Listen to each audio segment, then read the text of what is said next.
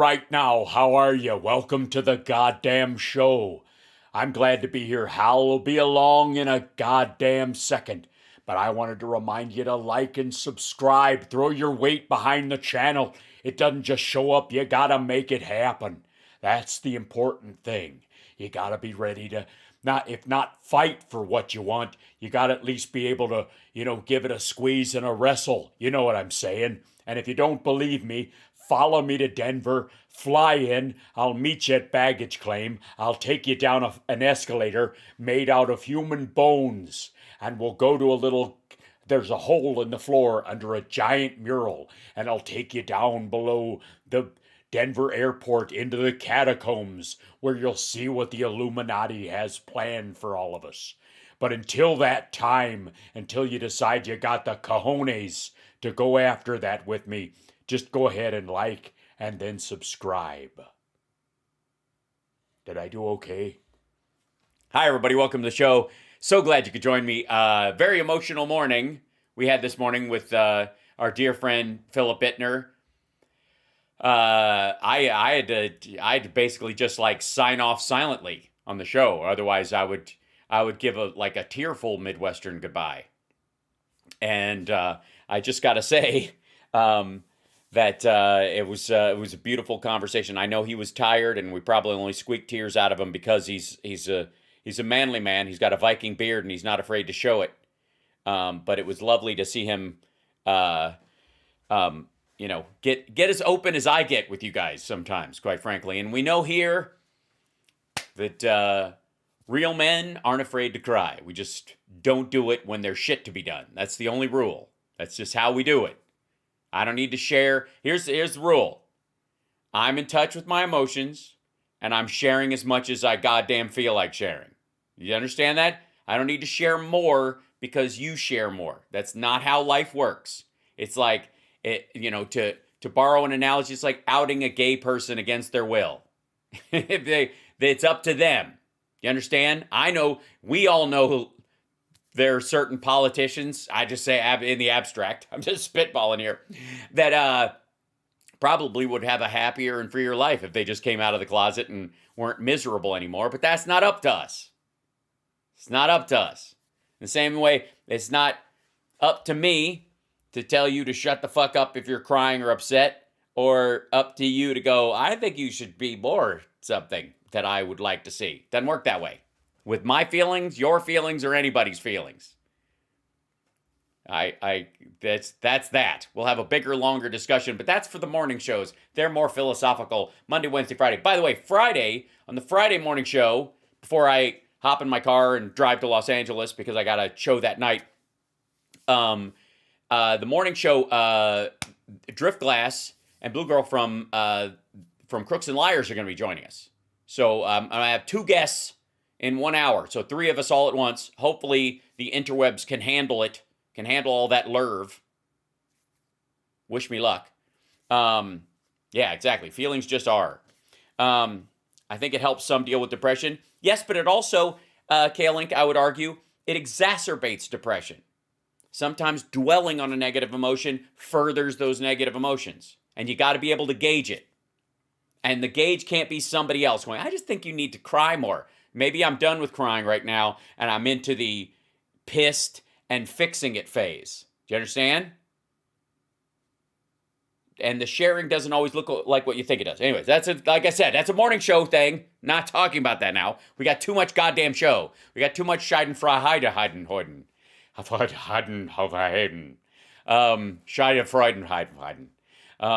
So it's hard to be a person. I don't know. I haven't tried anything else. This seems to be working out okay.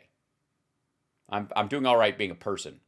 That said, let's get started because I got too much shit to deal. I'm just not gonna be able to get through all this stuff. Like I feel terrible. Like I always have. Seriously, these days, end of the show, I end up with at least 4 other clips I pulled. And if only these assholes would put out shorter clips, or they would just lie less, my life would be a lot easier. I have to say, Dr. Huffar or Anne Melmahay, whoever you are, welcome. Don't forget to like and subscribe. Support the show. Patreon.com/HalSparks. Twitch subscriptions. Get them up there. Get that number up. You can do it. Come on. I'm getting aggravated at these million subscriber channels these days. I'm flipping around looking for clips and doing my pre-prep, making sure I'm not stepping on toes or saying stuff that's already been said, so I bore the shit out of you guys too much. Yeah, I'm a little aggravated. I'll give you an example. Like right now, let's go to a channel that has currently 651,000 subscribers and a video that has 20,000 subscribers already, and it's been up for 3 hours. Now, I know what you're saying. Hal, that's actually fucking pathetic. You've got 651,000 subscribers and only 20,000 watch it? That sounds like a lot of bots to me. I know it does. I know it does, but it sounds like to me too. But do you think that matters to the algorithm on Google right now? No. No, it fucking well doesn't. Ladies and gentlemen, I present... Oh, they're out of... Look how out of whack they are. Hold on. Scroll down here. It's our favorite fraudulent, faux Christian... I don't know if I'd call them pastors at this point. Pastors, prophets, they refer to each other as pastor, and yet all of them are... Hold on. Are fraudy. So hold on, this is like a little sliver of my green screen that was showing. It's annoying. One of these days, big enough green screen where I'll be able to like run. My dream, I have to say, my dream for the show is that at one point I can do a Grover near far joke in the studio. Is that too much to ask? That's a lot. It's a lot, but I could, you know what I mean? Just like tick, tick, tick. I actually physically run far enough away. This is as far back as I can get. This is the screen. This is it. This is the green screen right here. And if I lean into the sea, it's horrifying.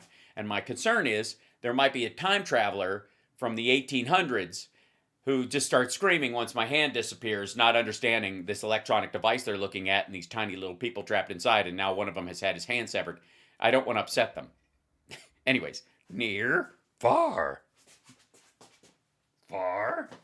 near. Right. It's not possible. All right, here we go. Now, this one, I guess we have to be prepared for this to be cut to shit. We've got Gene the Jesus Machine from your left to your right. Far over there in the corner is Gene the Jesus Machine, the man with more forehead than brains. You got Lanny Walnuts, who's in a hotel room, it seems, and I'm dead certain there's not a $5,000 a night Tulsa hooker in that room playing Toop Toop, Who's Got the Toop. This guy looks like their accountant, and obviously this is their father. Huh?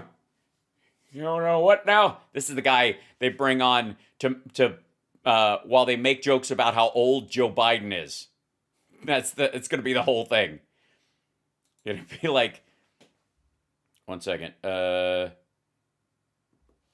think Joe Biden is too old to be in office yet, if you ask me.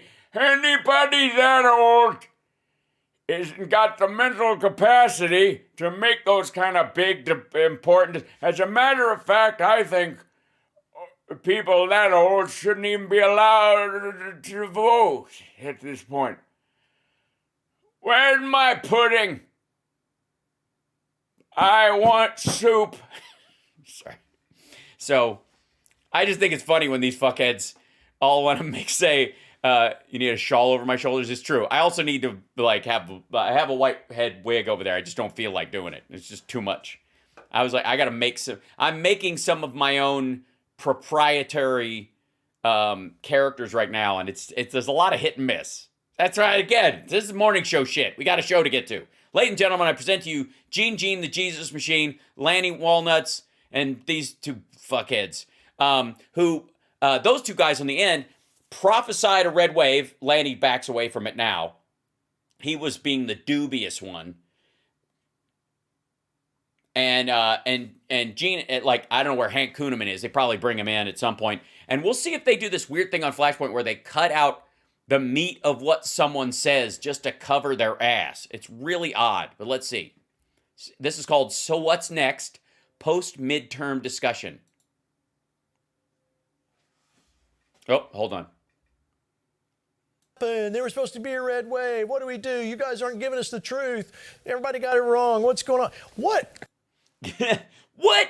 What do you mean? What do you think I am, a fucking prophet?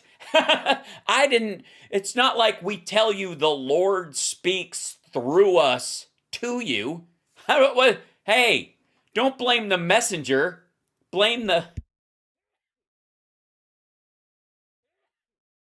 Sorry, I'm allergic to bullshit. What position should we be taking as believers right now? What do you mean? What position should we take? You're the ones who said what was going to happen, fucko. It's not... You're not suddenly in the audience going, this show sucks. What a jerk. Well, the first thing first, the Bible said that we must redeem the time because the days are evil. We know that a lot of... We got to redeem our time because the days are evil? What? Do you reclaim your time? What do you mean redeem the time?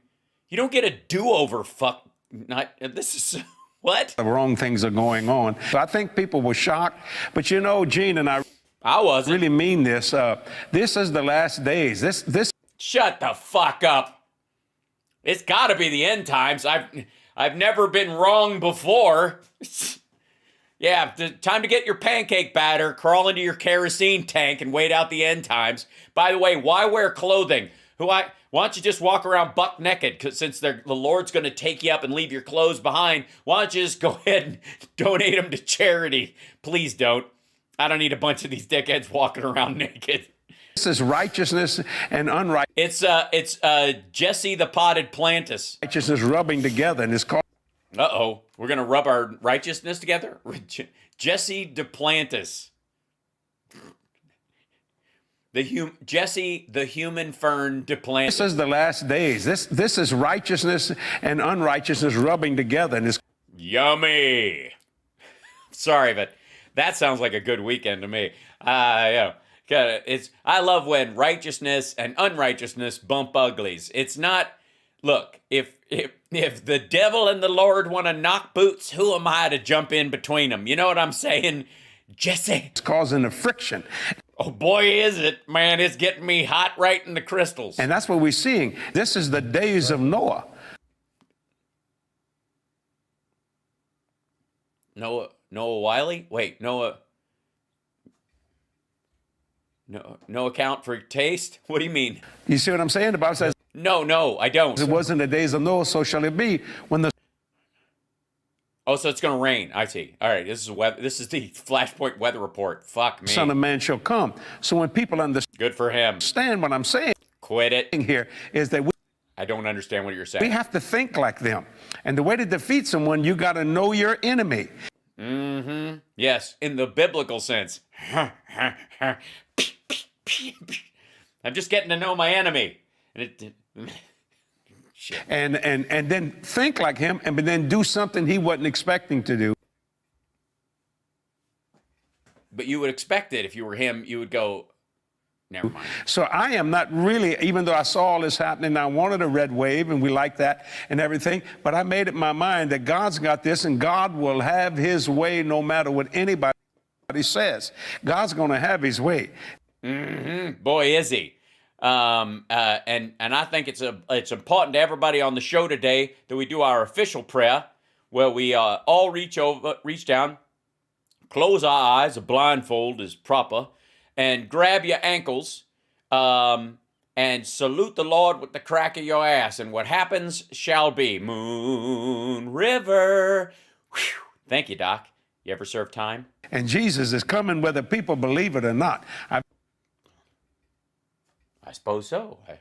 You can't say when, though, because that's also in the Bible. But the Bible. When do you guys ever read that? I've had people say, I don't believe that. I said, that don't change it. It doesn't make any difference. It's still the truth. On the election. Yeah, yeah. You're getting a little, that, I know we're a religious channel, but he tends to drone on and on about, God and Jesus. So can can we cut that out later? Yeah, we'll cut that in editing. Give us some good news. Give us some good news. You're not currently on fire. Yeah, so I have studied this thoroughly, and I want to agree with something Jesse said, and I want to tell our viewers what you do about it, okay? Yeah, what do you do besides grab your ankles? He said you need to be street smart. Well, yeah, you can't just walk up to anybody and proposition them. You got to know who's working and who's who takes the money. And then, of course, obviously, you got to watch out for fentanyl. Obviously, there's certain neighborhoods you're not going to want to go trick-or-treating in as a grown person in a costume in the middle of the day in November. Jesus says you need to be shrewd or cunning as a snake or a serpent. And it sounds like, what? What? Those aren't shrewd or cunning. I got one of those stuck in my in the tires of my automatic lawnmower the other day. That doesn't seem very shrewd or very cunning. And the serpent, the evil one, Jesus said, be cunning as a serpent and innocent as a dove. Our motives have to stay pure, but we need to start playing by this game, this street fight, right? No, because a street fight wouldn't be innocent as a dove. The dove would fly away and not engage in violence. So if there's a street fight, the dove, off it goes. You understand how this? Oh, fuck. Like, so here's please edit him like you did Jesse quickly. the picture God gave me. On one hand, there's all the issues like we can get into later if you want to go deep. Do it. It's like going into what the fuck happened on the other hand? You can't just cut. I'm not editing these things. Can I just say that out front in case you've never seen me do a Flashpoint clip before? What the fuck? They're just gonna edit it, just gonna take out the meat of all the arguments. Do they not expect anybody to watch this, or are they just like they get views by old people going, my computer's broken. I don't know what's happening. Apparently my grandson needs to come over and fix my Wi-Fi. I don't understand. I was watching Flashpoint on my brand new iPad I just got from my grandson. And after I got done clearing my browser history, I was trying to watch a video from Flashpoint, but there's a glitch in my Wi-Fi that keeps taking the meat of the conversation out. I'm not even sure how that's possible. I've got to be completely frank. It's like a mistake, but it operates like a laser beam. I think it's DARPA. I've been watching some of that Joe Reagan or whatever his name is, and he's been telling me they've got a machine up in the sky that blasts smarts out of your brain, and I'm fairly certain that happened to me. I'm fairly certain. into a football game and saying, I'm going to give you the first 4 quarters and I'm only going to play in the last 2 minutes of the fourth quarter. We're never going to win those kind of games. Right. We got to play by those rules, even if we want to change those rules. I don't know if that's making sense. Nope. No, you lost me. When you said 4 quarters, I got to be honest, as a kid who grew up playing upright video games, I was like, 4 quarters, I mean, that's 1 game of Battlezone, 1 game of Donkey Kong, 1 game of Miss Pac-Man, and then I try to get 1 level up on Dragon Slayer. Yeah, that's it. Because I mean, otherwise I'm going to dump all 4 quarters in Dragon Slayer and I'm all day. But that's what we got to do, and then I can analyze the other thing, which is... What's your take? Yeah, thanks for cutting out his analyzing the other thing, Gene. What is this shit? What are they posting? Takeaways today, when you think back on Tuesday. Gene, you're live at an extended stay, clearly trying to stay one step ahead of the federales. It's Tuesday. What are you seeing happening in the nation? And more to the point, what are you seeing with truck stop hookers? Well, first of all, let's admit the fact, as I believe you've often said, Gene, it may be a rude awakening before the Great Awakening. And so here we are. We are at the place where we're having a rude awakening. My frustration is... Yeah, they cut out the rest of his rude awakening. ...is of all the multiple millions of dollars that goes into McCarthy and McConnell's coffers, the RNC, Ronna McDaniel... Yeah, you seem to be very focused on the things of man. Does anybody else? That stand out to anybody else? That these people who believe in God's plan and Jesus' plan and the righteousness of their path are really concerned about the minutia. Kevin McCarthy, and if the By the way, that's not a house. He's not in a house. Look at the door. That's I want to say a Holiday Inn extended stay. Maybe an A-loft. Yeah, might be an A-loft. I've stayed in a lot of hotels. Look at the latches on the door. Look at that, and that. Yeah, that's a hotel. if these guys have the war chest, why aren't they beating the drums? Why do we have to come down? Us preachers have to come down off the hill, the territory God called us in ministry, and we got to get involved. You don't. As a matter of fact, fuckhead, you might be part of the problem. Here's an idea. Go back to your fucking hill and stay in your little unpaved lane up there and talk about virtue and goodness and all those traits that you're supposed to exemplify as a Christian and that have nothing to do with materially how you act in the world as long as you stay within them. What the... With domestic politics. You know why? Again, I think it's your fault. I know we were going to blame Ben Shapiro, and we agreed on that, but I think it's time to blame Lanny Walnuts. Because the system's a cesspool and has to be fixed. Yes, and no better person to fix it than Lanny Walnuts, king of the extended stay. It's not time to back down. It's not time to give up.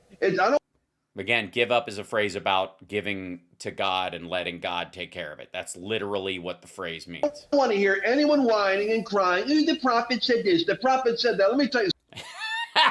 You don't even know what it takes to be a fucking prophet, huh? If it's so fucking easy, why don't you do a little profiting then, huh? Why don't you go tell me what God said, fuckhead, if you don't fucking know, huh? What the fuck?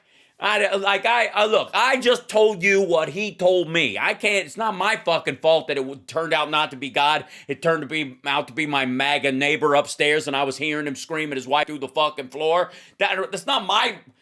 The fuck? It's a mistake anybody can make. Just leave me alone. You know what I mean? Why don't you tell me what God wants? I'm lost. What a dick. Something. God's saying something to America right now. Yes, he's saying, Lanny, shut the fuck up. I believe now we can hear the Lord. He's going to say, you thought you were going to have a red wave. What an asshole. Yeah, they did, because you told them they were. You fucking prophet said, shut the fuck up. Who's the prophet here? I didn't say when. I said vaguely, somewhere, just like when I tell you Jesus is coming back, sometime between 15 minutes from now and 6,000 years. I don't fucking know. It's not like God ages. He blinks and a billion years go by. He's extra-temporal. How the fuck am I supposed to know what his fucking to-do list is? And a political healing was going to fix the land. The United States is going to get redeemed because of inflation and crime and a border problem. Yeah, God can't handle big problems like that. He's got tidal waves to prepare. I'll tell you what, I don't think God wants us talking about our problem with inflation and crime. I think he wants to talk about our relationship with him. Well, then why the fuck weren't you? I honest to God, these assholes are chastising their own viewers for thinking that politics is where they should put their effort because these assholes literally created this Flashpoint show for that purpose. And now they're mad at people for listening to them. Now, granted, this is like Trump's contempt for women, especially any woman who would fuck him.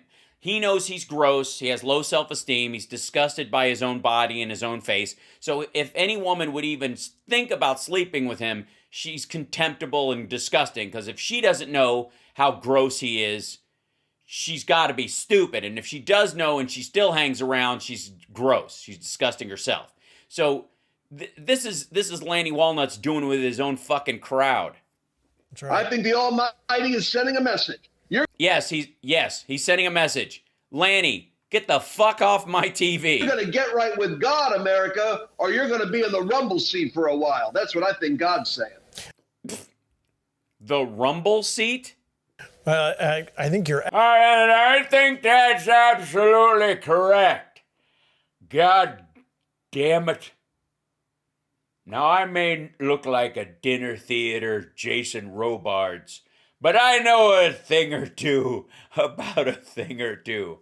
And let me tell you, I've only had one erection in my entire life that didn't produce a child, and I'm childless. But it was during the trailer. I was at a secular movie. Don't ask me which one. I don't know. I think it was a Kevin Sorbo double feature when he was a child actor. I loved him when he was a boy. It's a long story. Anyways, the ad for Something Wicked This Way Comes came on the air, and I thought it was I thought there would be a lot more goo in it. Absolutely right, Lance. No, he isn't. If he's absolutely right, shut your fucking show down right now. And I believe that's exactly, one of the things that we agree with Joe Biden on this is the battle for the soul of America. And that is exactly what we're doing. All right, I'm going to get back to you, Joe. Yeah, where are you taking it then? If you agree with him that it's a battle for the soul of America, are you on the side of violent insurrection and evil? But before I do, Apparently. let me show you some good things that happen in all places. New York. Look at this. This GOP hold in New York, California, seat number 40 in the 31st district. Yeah, that was in New York. Ken Calvert was the winner there. There's the tweet. If you can see it, guys, can you put? Nope, we can't see it. Oh, that. No, they could edit out the substance of the other guy's conversations, but they could not put a tweet on screen. Why? My whole fucking system costs about $6,500 all in. With a rotating change to update shit, I know. Don't get me started on how deep I am with gear that didn't work. This is $1 million enterprise weekly. Can I get that tweet up on screen? Do we have that? Can we put the tweet on screen? I'm sorry, I'm in the middle of cutting out all the consonants in Lanny Wallnau's statement, so it kind of makes sense. That was California. Okay, sorry, California. That's what. Yeah, that wouldn't be New York, but it's close. It is California. There's a lot of Jews in both places, I guess is where you're going. I'm thinking about New York. So there's a seat that was held. Here's New York, number 4, Anthony D'Esposito. A flip. Look at that. In New York, a flip. District number 4. There he is. Number 4. And, these things these are not races that are the big ones that you're hearing about. Yet. Yeah, they're all back up again in 2024. Fucking meaningless. And they're split districts where the people won't be able to just go straight MAGA. They're going to have to vote for normal shit. Yet they're very, very important. Look at this. New York, District 19 in the House, Mark Molinaro. Another flip red. Good news. That's a good because of redistricting in New York. We know that. thing. Mark Molinaro. What else we got here? New York in the 22nd District. Couldn't you cut out the meat of this bullshit? We've seen this. Brandon Williams. Again, that's a hold in this New York that we're all concerned. A hold, great. Two flips and a hold. What are you telling me? There was no red wave About crime and everything happening there. There are some flips there, Lance, that we're seeing, which is good news, and it's all across America. But the untold win that's really happening everywhere that you're not going to see on any We're not going to see mainstream news is, and Lanny's waiting to hear it. What could that possibly be? Is that Jesus came back. He's here, everybody. He just told us he's here, and he's actually not going to sit upon a throne. He just wants us to love everyone equally and be as charitable as you can, and which is easy for somebody who's the Son of God and can defy death to say, while the rest of us have to live in the real world. Get him! Sorry. channel is the fact school boards in Oh, fucking school boards. record numbers are being flooded with people who are there, Republicans that are there. And I say Republicans because they're the only ones standing up for anything close to biblical values. They're in there. No, you don't think Democrats are like judge not lest ye be judged, love thy enemy, love thy neighbor as thyself? None of that? No? Flipping school Flipping. So it flipped back. boards. I know here locally, a lot of these boards have been flipped. Huge numbers have changed, from wildly left liberals to conservatives. This is a big win, Lance. That's where we have to change America from the bottom up, not just from the top. We got to change it from the bottom up. And here's the thing about We got to cut mid conversation into Lanny Walnuts. the House, Gene. We didn't take it with a tsunami, with a mandate, with a red wave, but we took enough of it, and we'll take enough of it to be able to control the gavel. Hang on to that thought.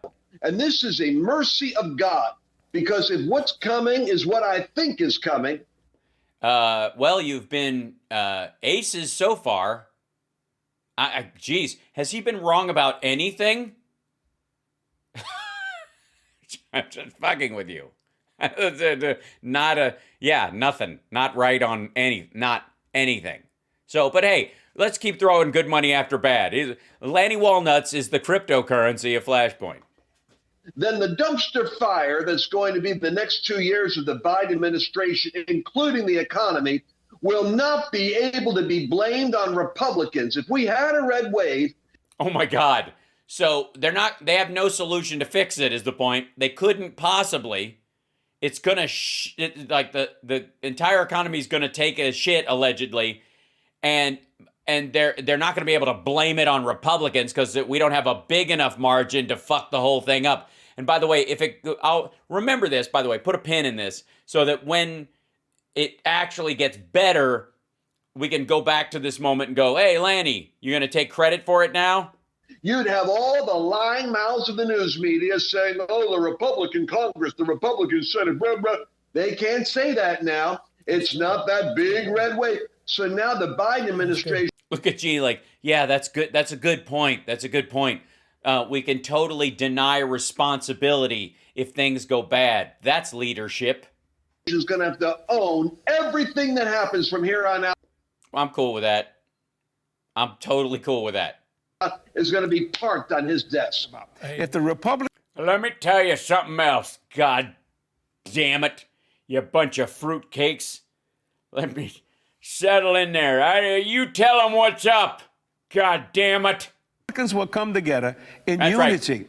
We're going to come together right now. Over me. And the church come together in unity. Yeah, there's a lot of coming going on. There's a lot of coming and going.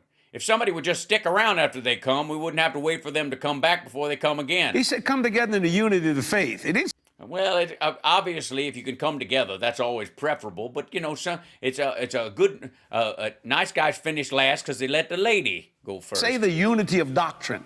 I mean, people are going to have different points of view on a lot of different things. I don't believe that at all.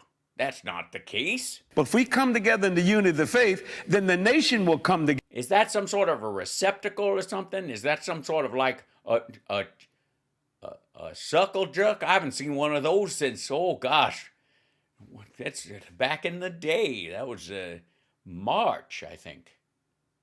Together in the unity of the faith. You see, that's what I'm talking about. I think that's why Ronald Reagan won the way he did, because he made you. Oh, yes, that's right. Ronald Reagan won by making a deal with the Iranians to swap arms for hostages to make Jimmy Carter look bad, and traded with an enemy in a way to get him into office. And I think that's the way we ought to do it from now on. That's the Christian way. You feel like you were a good person. He made you feel like America was a. Yeah, he made you feel that way while Iran-Contra was going on. But, look, feelings are more important than reality. Great place. You know what?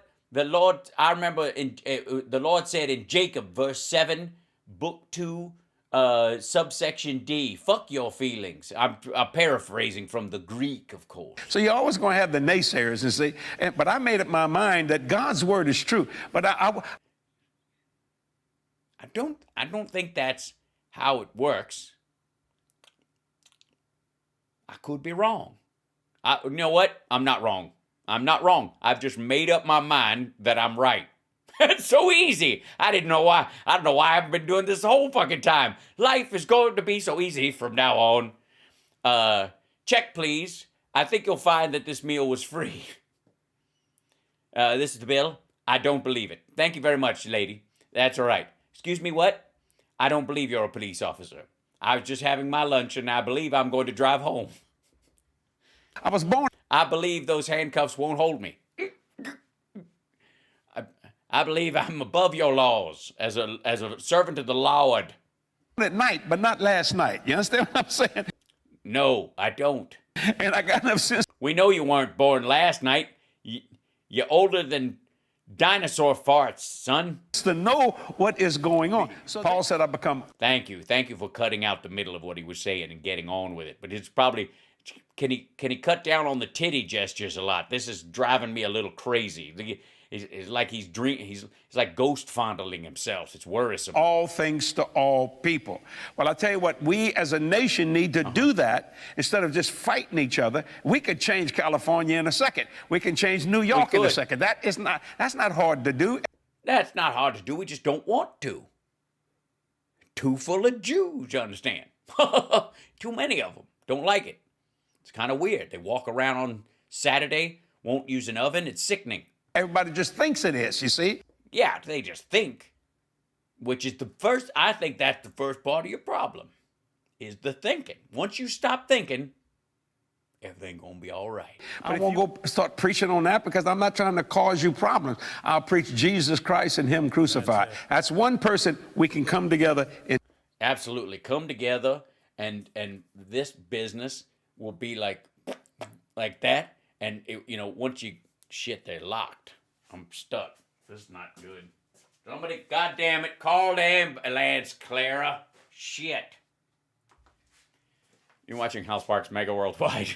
That's Flashpoint, or at least Flashpoint chopped salad, responding to the midterms and how they absolutely fucking lied to their followers, sold a bunch of bullshit, and now they're mad because people are calling them on it.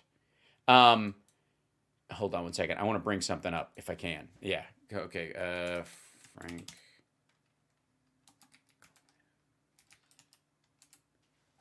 Where is it?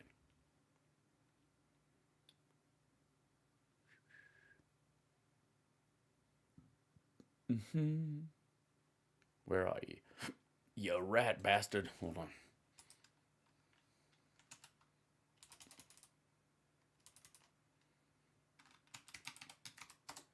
I want to find something real quick. There we go, Frank. There we go. There we go. That's what's up. Then we go down here, and I'm going to scroll down to something else. And because we saw this earlier. Yeah. Okay, hold on. Let me bring this in. Pause. Here. Oh, fuck you. There's a clip of this. I don't need to watch the whole episode.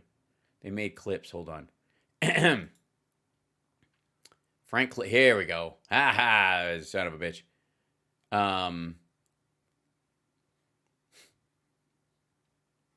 Scrolling. I'll find it. People are nuts. Here, I'll show you what I'm looking at. This is Frank Clips. This is where they have the show Absolute Truth, which is really weird. Like teal colored background. It's very strange. Yeah, here we go. The machines are defective. There's a one. Yeah, here you go. Call them glitches or errors if you want, but the machines are taking races from Democrats too. I needed to look at this one. So this one's, I haven't watched this. It's pretty short. It's only a couple minutes long. But apparently the fact that his weird algorithm shit doesn't work is not indicative of, is not indicative of the, there we go. Cool this up a little bit. That the election was free and fair. It's indicative of that everybody's getting cheated. And again, this is a pretty good shot of Mike Lindell and how his thought process works, and the contempt that Brandon House has on him. If you're not familiar, this is Brandon House. He's the guy who bilked Mike Pillow out of millions of dollars to start Frank Speech and Lindell TV, which are the same fucking thing. But he's somehow convinced Mike Lindell that they're different. It's so weird. And then Brandon's got this nice, sweet studio with big monitors and his little brick and everything. And Mike Pillow, who runs the fucking thing, is sitting in a an old-fashioned phone booth that passes for the business center in a bed and breakfast outside of Fargo.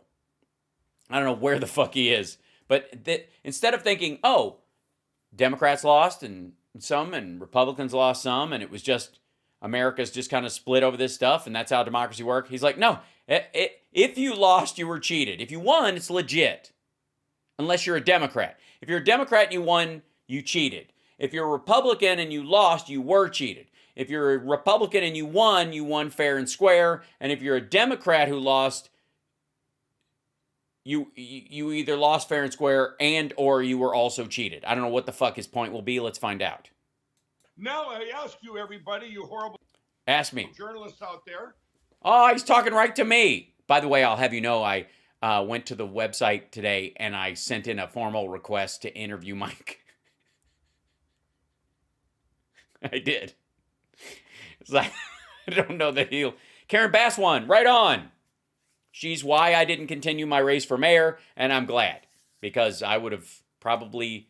I would have been a little bit of a spoiler to about a percentage, half a percentage point, and that would have been enough, and that's not good. All right, yes, I did. I totally did. There's just to show you what I'm talking about, if you click right here, there's this thing, and then you go to About Frank, and then you go down to Contact Us, and I did exactly that, and I wrote them an email, and hopefully we'll hear back. Who knows? Fingers crossed. Let's see. I think I will. I think they'll tell me to fuck off, but I mean, I would love to do it, and I might insist that he does it from the little wooden steampunk phone booth. They're calling the leadership of the House for the weasels right now. Don't care. They still got 10 races outlier, and they assume they're going to win, and then they're going to lose somebody before January. It's going to be fucking hilarious. Don't care. That are writing your articles, so you're getting ready. Write this down. Okay? Yeah. I'm going to go to those states. We're going to get it from all 50 states, and we're going to show machine problems on the front end. But you journalists are okay with that. I wonder if your paychecks, if a bank did it. Also, who are you yelling at? Honest to God, simmer the fuck down. Like, he is so pissed. That way and said, "Oh, I'm sorry, it's a bank error. You only get 200." Oh, he's saying, would you be? I think this has to do with an argument he was making earlier that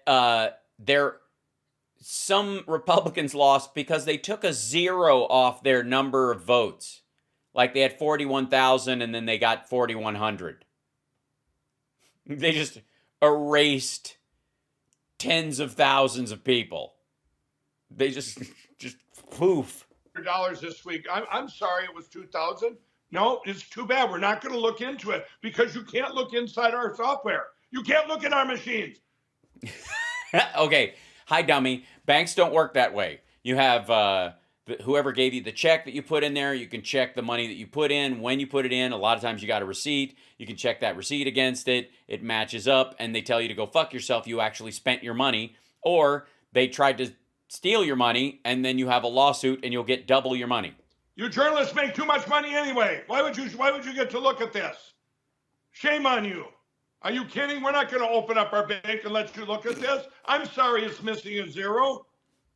Yeah, that's what it is. They just eliminated it. Like, they didn't try to finagle a couple here and there or squeak by. They just wiped out tens of thousands of voters. Just that's it. This is where we're at. This is computer This is where we are. errors, people. If it was just computer errors, you wouldn't want the machine. And if you did have the machines, you would certainly say, let's open them up and see if they're correct. No, you wouldn't. You would actually ask the voters. You could do it, statistically amongst a group of people if you canvassed legally, and then you could also look at the ballots that you physically got, and nowhere in any of these recounts are they off by more than a couple of dozen most of the time in these recounts. In the few times during the presidential election where they counted, Biden got more votes. And by the way, that's how it's going to work out in some of these close races. The Republicans are tossing out ballots without curing them in a bunch of these areas. And when they go back and do a recount, part of what they add is, well, we're going to cure these ballots. Democrats are going to go, okay, this matters, so we're going to make fucking phone calls and make sure people's votes count, where they may not have before. And you're going to see a couple, if not one of these Republican seats, at the very least, you're going to see it flip back to the Democrat because Republican judges were throwing out, they were like, I don't like that one. That doesn't look real. That one doesn't look real. That one doesn't look real. And whoever the Democrat was like, all right, well, that seems all right, I guess. And they're letting it slide because they figure they're going to win or it's going to be close and it's not that big a deal. But they don't realize they're doing it on 3 stations at the same time. And then when they go back, they go, you toss that out. That matches. Fuck's wrong with you? And when it's a squeaker where there's like 100 votes or 1,000 votes even in a lot of these cases, there's enough of those because of what the Republicans are doing to change the outcome. The insides of the fucking... And again, if everything was ranked choice and he didn't understand the... you pick your primary choice, your second choice, and your third choice. Everybody else picks their primary choice and their secondary choice and their third choice.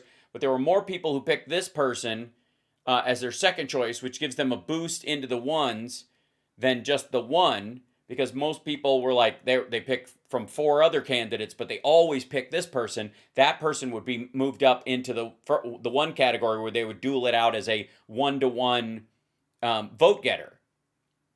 Because even as if you got 50% of the place, everybody gave one choice. They picked this one person as their primary choice. But all the other candidates, the other 50%, everybody as their second choice, and some of the second choice was this other person. The second choice for the first person was there, and the second choice for everybody else, or a big swath of them, was enough to bring them up to the same number of votes. Then that makes it a situation where they might have a runoff or they calculate it. If you don't understand how that's run, it's understandable because it changes based on how many people are running, who's a viable candidate, which like third-party candidates versus first-party candidates, that kind of shit. At this point, that has nothing to do with what's going on here. This is just people voted on paper. They had a machine that didn't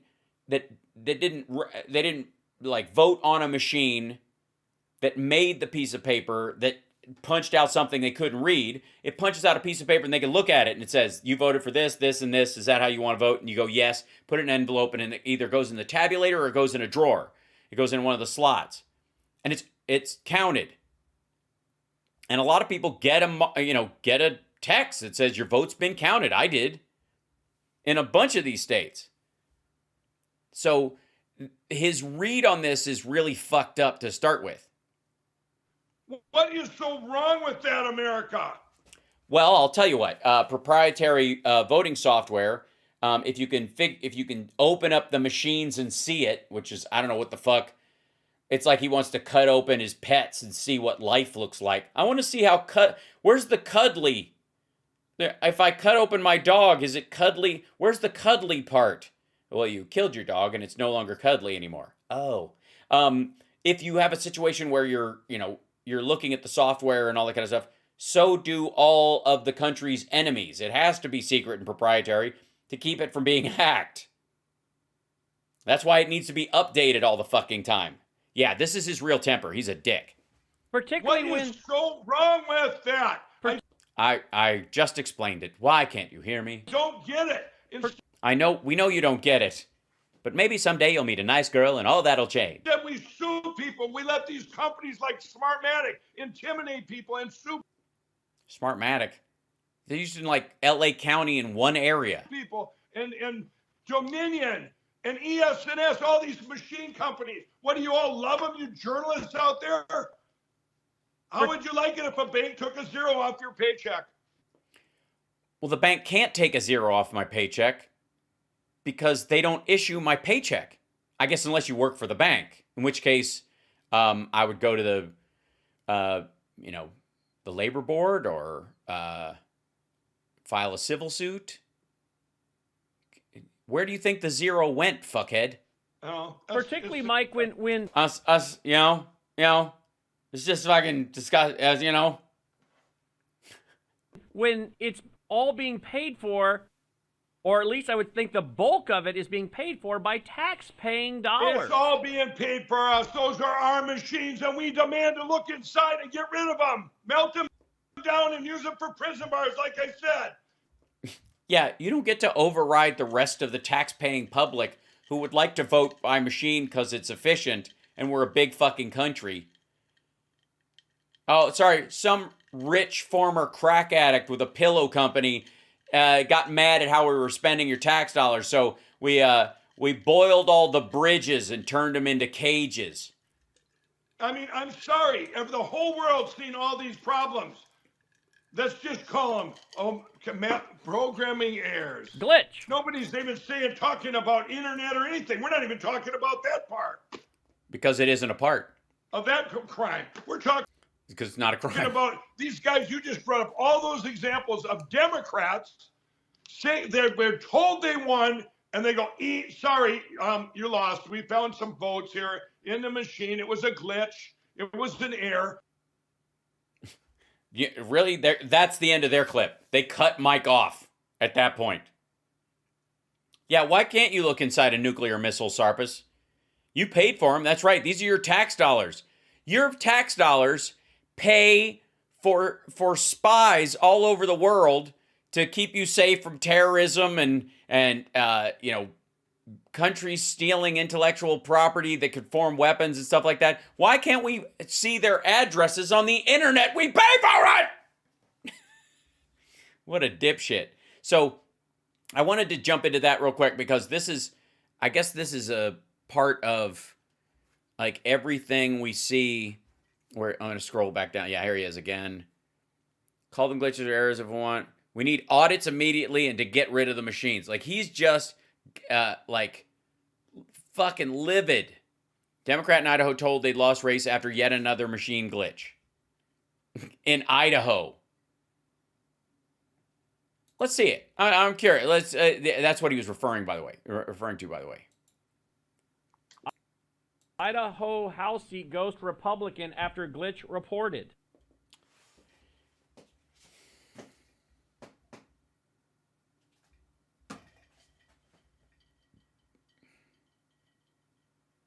Tabulation glitch. Wait a minute. There's not. Idaho sued me and said there's no problem with machines in Idaho. This can't be true, Brandon. Yeah, Well, there wasn't because they had a glitch and they discovered it.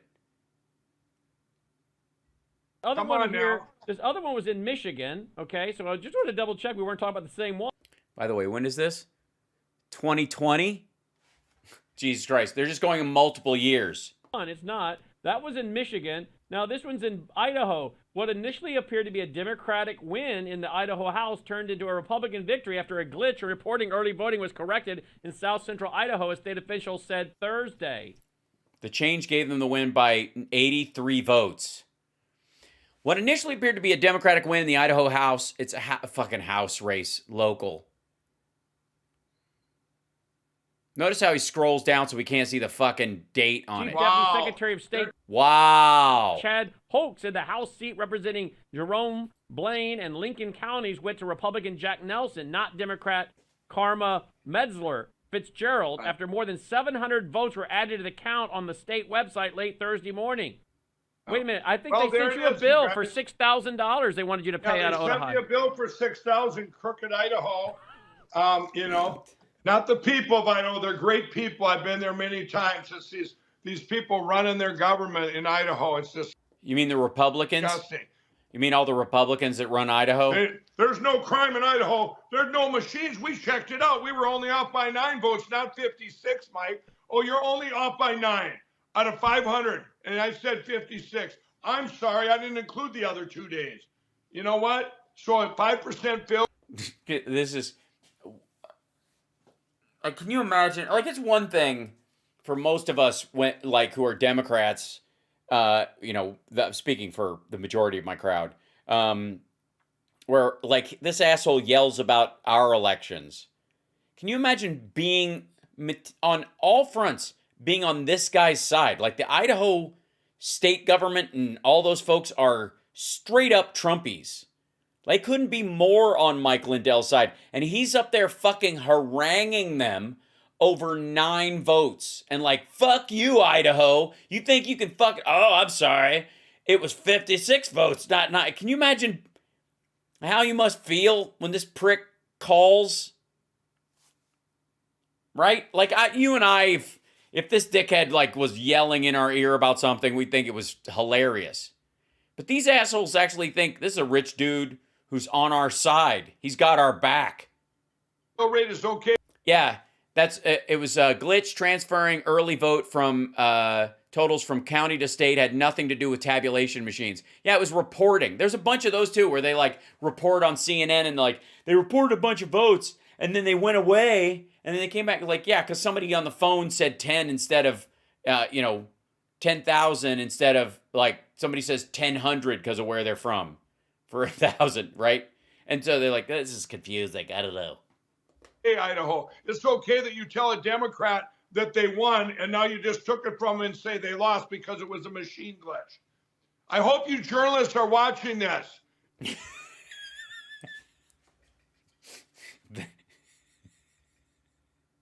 They're not. They're not. I'm barely watching this. I think this is ridiculous. Like, I mean, there are some journalists who are like on the Mike Pillow beat, just watching all of this shit in case he finally just snaps and says, I'm going to kill somebody, I'm going to burn every Hardee's to the ground in this fucking country. Like, they're waiting for him to actually say something sort of provocative and even interesting. If I see one thing printed, you guys can lose my number. If you're going to say that it was all, it doesn't matter if you're a Democrat or Republican. This is the Uniparty, CCP, that has attacked our country. So China is stealing Idaho by giving it to Republicans in batches of 76. My question is, how did they sneak the pandas into the printing factory, into the printing press? And do they pleasure themselves, or does somebody there have to do it?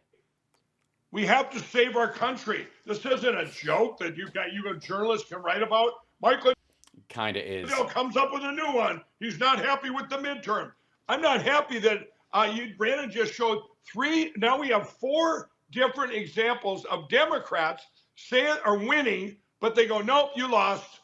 And by the way, over the years, so fucking what? Local races and primaries, and they're like, yeah, you thought you were ahead, but it turns out there were a bunch of votes that just came in, you lost. Oh, womp womp.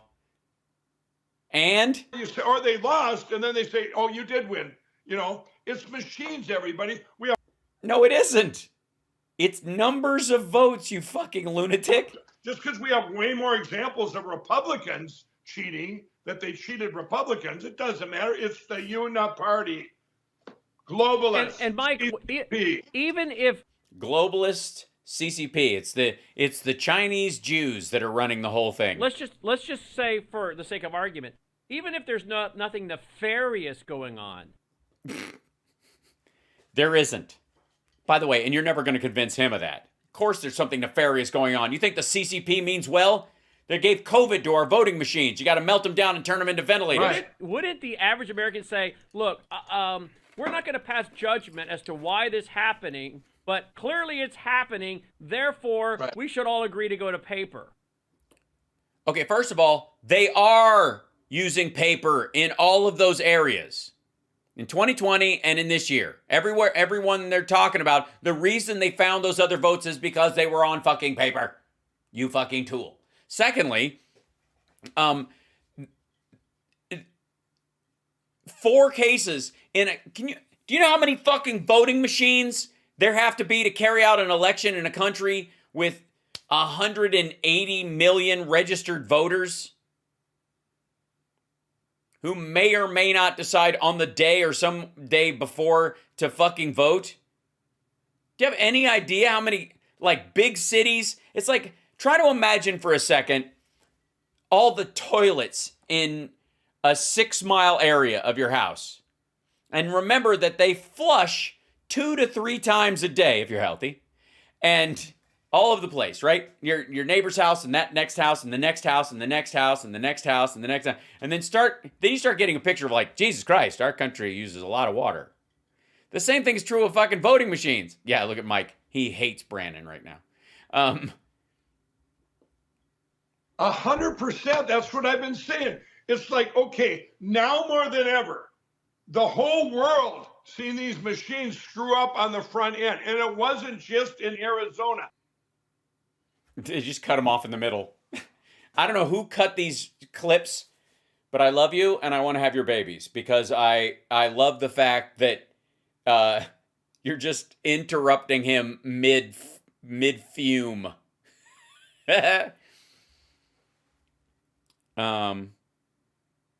Virginia Governor Glenn Youngkin removes all mentions of Dr. Martin Luther King Jr.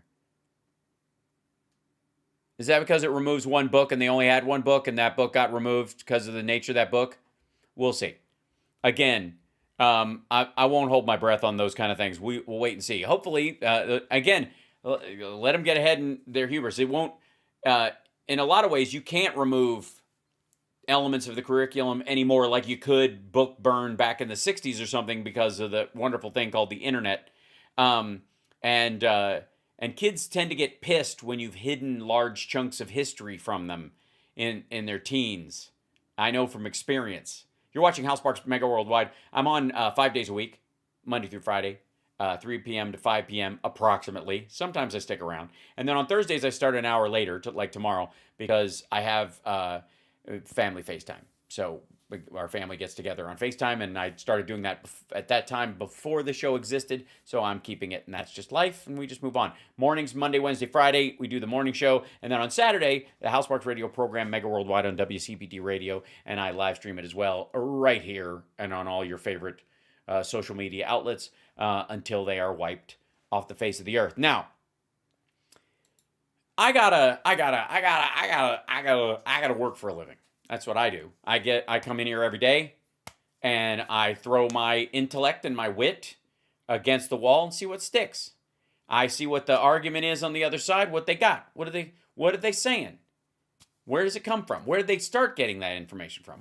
As it trickles, did it seed itself in some stupid little Reddit thread or some BitChute video that worked its way all the way up to Tucker or something like that? Or did it pop into someone's head apropos of fuck all in the middle of the afternoon on a show and Newsmax or OAN or RSBN or any of these things, right? And so my gig these days is to watch a lot of that shit and then confront myself with the arguments as they stand by these folks, as if I had just walked up to these people and they just started talking. I don't cut these clips out of just malice where I go, okay, this little piece, I'm going to fuck with them on this one, or I got on this little slice where they look silly. I take what they post and respond to it. It's bold, it's brave, it's smart, it's silly, it's everything you want in a brunette. And I know you're like, brunette? I'd rather have good Lord. Lovely folks over at the 5 are usually the last to hear. The folks on the 5 are last invited to the party, are the most upset because they walk in and somebody like Mike Pillow or Trump has already wiped their ass with every napkin at the end of the buffet, eaten all the chocolate-covered strawberries, and left the weird sausage links that are cold with a piece of cheese around them that's been sitting all day and it started to curl up and look like a toenail. You know what I'm talking about. And they stole all the toothpicks and are cleaning their teeth with them, so you have to pick them up with your finger, and you're standing next to Steve Bannon, who's got like when he reaches down to grab something, things crawl out of his sleeve and pick them up for him and then walk them up into his sleeve. It's I'm sorry, I grossed myself out with that one. The Gutfeld bunch, the Gutfeld bunch are all very upset because they're the last to find out anything. And in this particular case, this is Greg Gutfeld saying, our country is now a cautionary warning. That's right. He's I guess, I haven't watched this. They're going towards the America is a shithole country, just like Trump said. We're a third world dump. You know, good old-fashioned Americana. The kind of thing you could say on Fox News, but would get you punched out in a bar in the 70s. Even by me, and I was 7. So this is, oh, God. So I don't know what he's going to say. I'm curious. Are so out of control that the Mexican government is now using video of homeless people in Philadelphia in a new anti-drug ad. Mexico is... Okay, hold on, wait. Why is this closed captioning on? Hold on one second. ...is using it to scare kids there. But of course, the Philly's Democrat mayor's office blamed the opioid crisis as part of an international epidemic. He said it's always hard to see our city's... Yes, the irony that Mexico sends a certain drug here, and they're like, don't do the drug we send to America. People in neighborhoods portrayed in a limited and negative light. No neighborhood and no person should be defined by this tragic and widespread crisis. And if that's not enough, here's a statistic. Oh, it's enough. For you. 1 out of 179 Americans will eventually be murdered over the course of their lifetimes. Well, at the end of it, I guess. Sorry. Murder is a very serious topic. Yeah. Over the course of decades, out of 179 million Americans, 1 million of them will die over the course of 80 years, possibly, according to this study. If the country's murder rate remains at 2020 levels, according to a new study. Oh, 2020 levels. Fuck, who was president in 2020? I don't remember. Now, they've gone down since then, but shit, I don't remember. I don't know. We're going to have to pull our slack, because this is like the inverse of climate change. We have to all pull together. There are not going to be enough murders. 2020 levels. Didn't she have that look on her face like she was like, 2020, oh, who was president during that? Wasn't Biden. Fuck. That is a pretty startling statistic, but as we were talking in the commercial break, it's over the course of a lifetime, and yeah. But anyways, it's a number that... Jesus Christ. It looks like somebody raided Glenn Beck's closet. Well, you kids, you little whippersnappers, why don't you get off my lawn? Look, why don't you crack a book, you nudnicks? Can scare you. Can you lower it if you're the murderer? What? Can you lower it if you're the murderer? Yes. I'm trying Your chances? Yeah, my chances are I would rather be the murderer. I don't know. You know, this is another. You're not going to be the murderer. You're too much of a wuss. Greg, I believe most people have the capacity to kill another human being. It's just the circumstance that comes up. And the people who are the most adamantly against that statement, I could never, are usually the people who snap the easiest. I'm just saying, so calm down. That said, if I woke up in the middle of the night and I was in bed and Greg Gutfeld was standing at the end of the bed with an axe or a chainsaw or a butcher knife, I might die of laughter. Because if I don't, he's going to end up with all 3 of those things, or whichever one's the heaviest, up his ass. I'd rather be the murderer. Shut the fuck up. example of Mexicans coming here and taking our jobs, right? We're the ones who are supposed to say how bad Philly is, not Mexico. But there was another side to this story that was really amazing. Isn't it, though? People were upset that they didn't get the consent from the people being filmed. Wow. And I'm thinking to myself, sorry, did the drug-addicted zombie get, your consent when they defecated in front of a packed school bus? He wrote that down. Well, if they're a drug-addicted, quote-unquote, drug-addicted zombie, they are mentally incapacitated, stupid. I think that goes out the window when their stuff is going out of their bodies on a sidewalk. But it says something now that our country is a cautionary warning. It always has been. Go watch Stripes. Watch when they go and get they take the RV and they go and rescue their guys, or the guys come after them to rescue them, and they're like, Chicago, bang, bang. Remember that? We've always been a fear point for other societies. We are now the S-hole country, right? No, just Mar-a-Lago. I don't see a way out. Place is a fucking dump. Have you seen the aerial pictures? It's gross. So we have legal alternatives for our own oblivion. What did you think of this video, Katie? I think it's embarrassing that a country like Mexico, which is ravished with, crime, cartel crime, because of the drug trade in Mexico, is now using this as a warning. It's horrible. It's largely preventable, and even though it's largely, you mean the addiction, or just them being outside?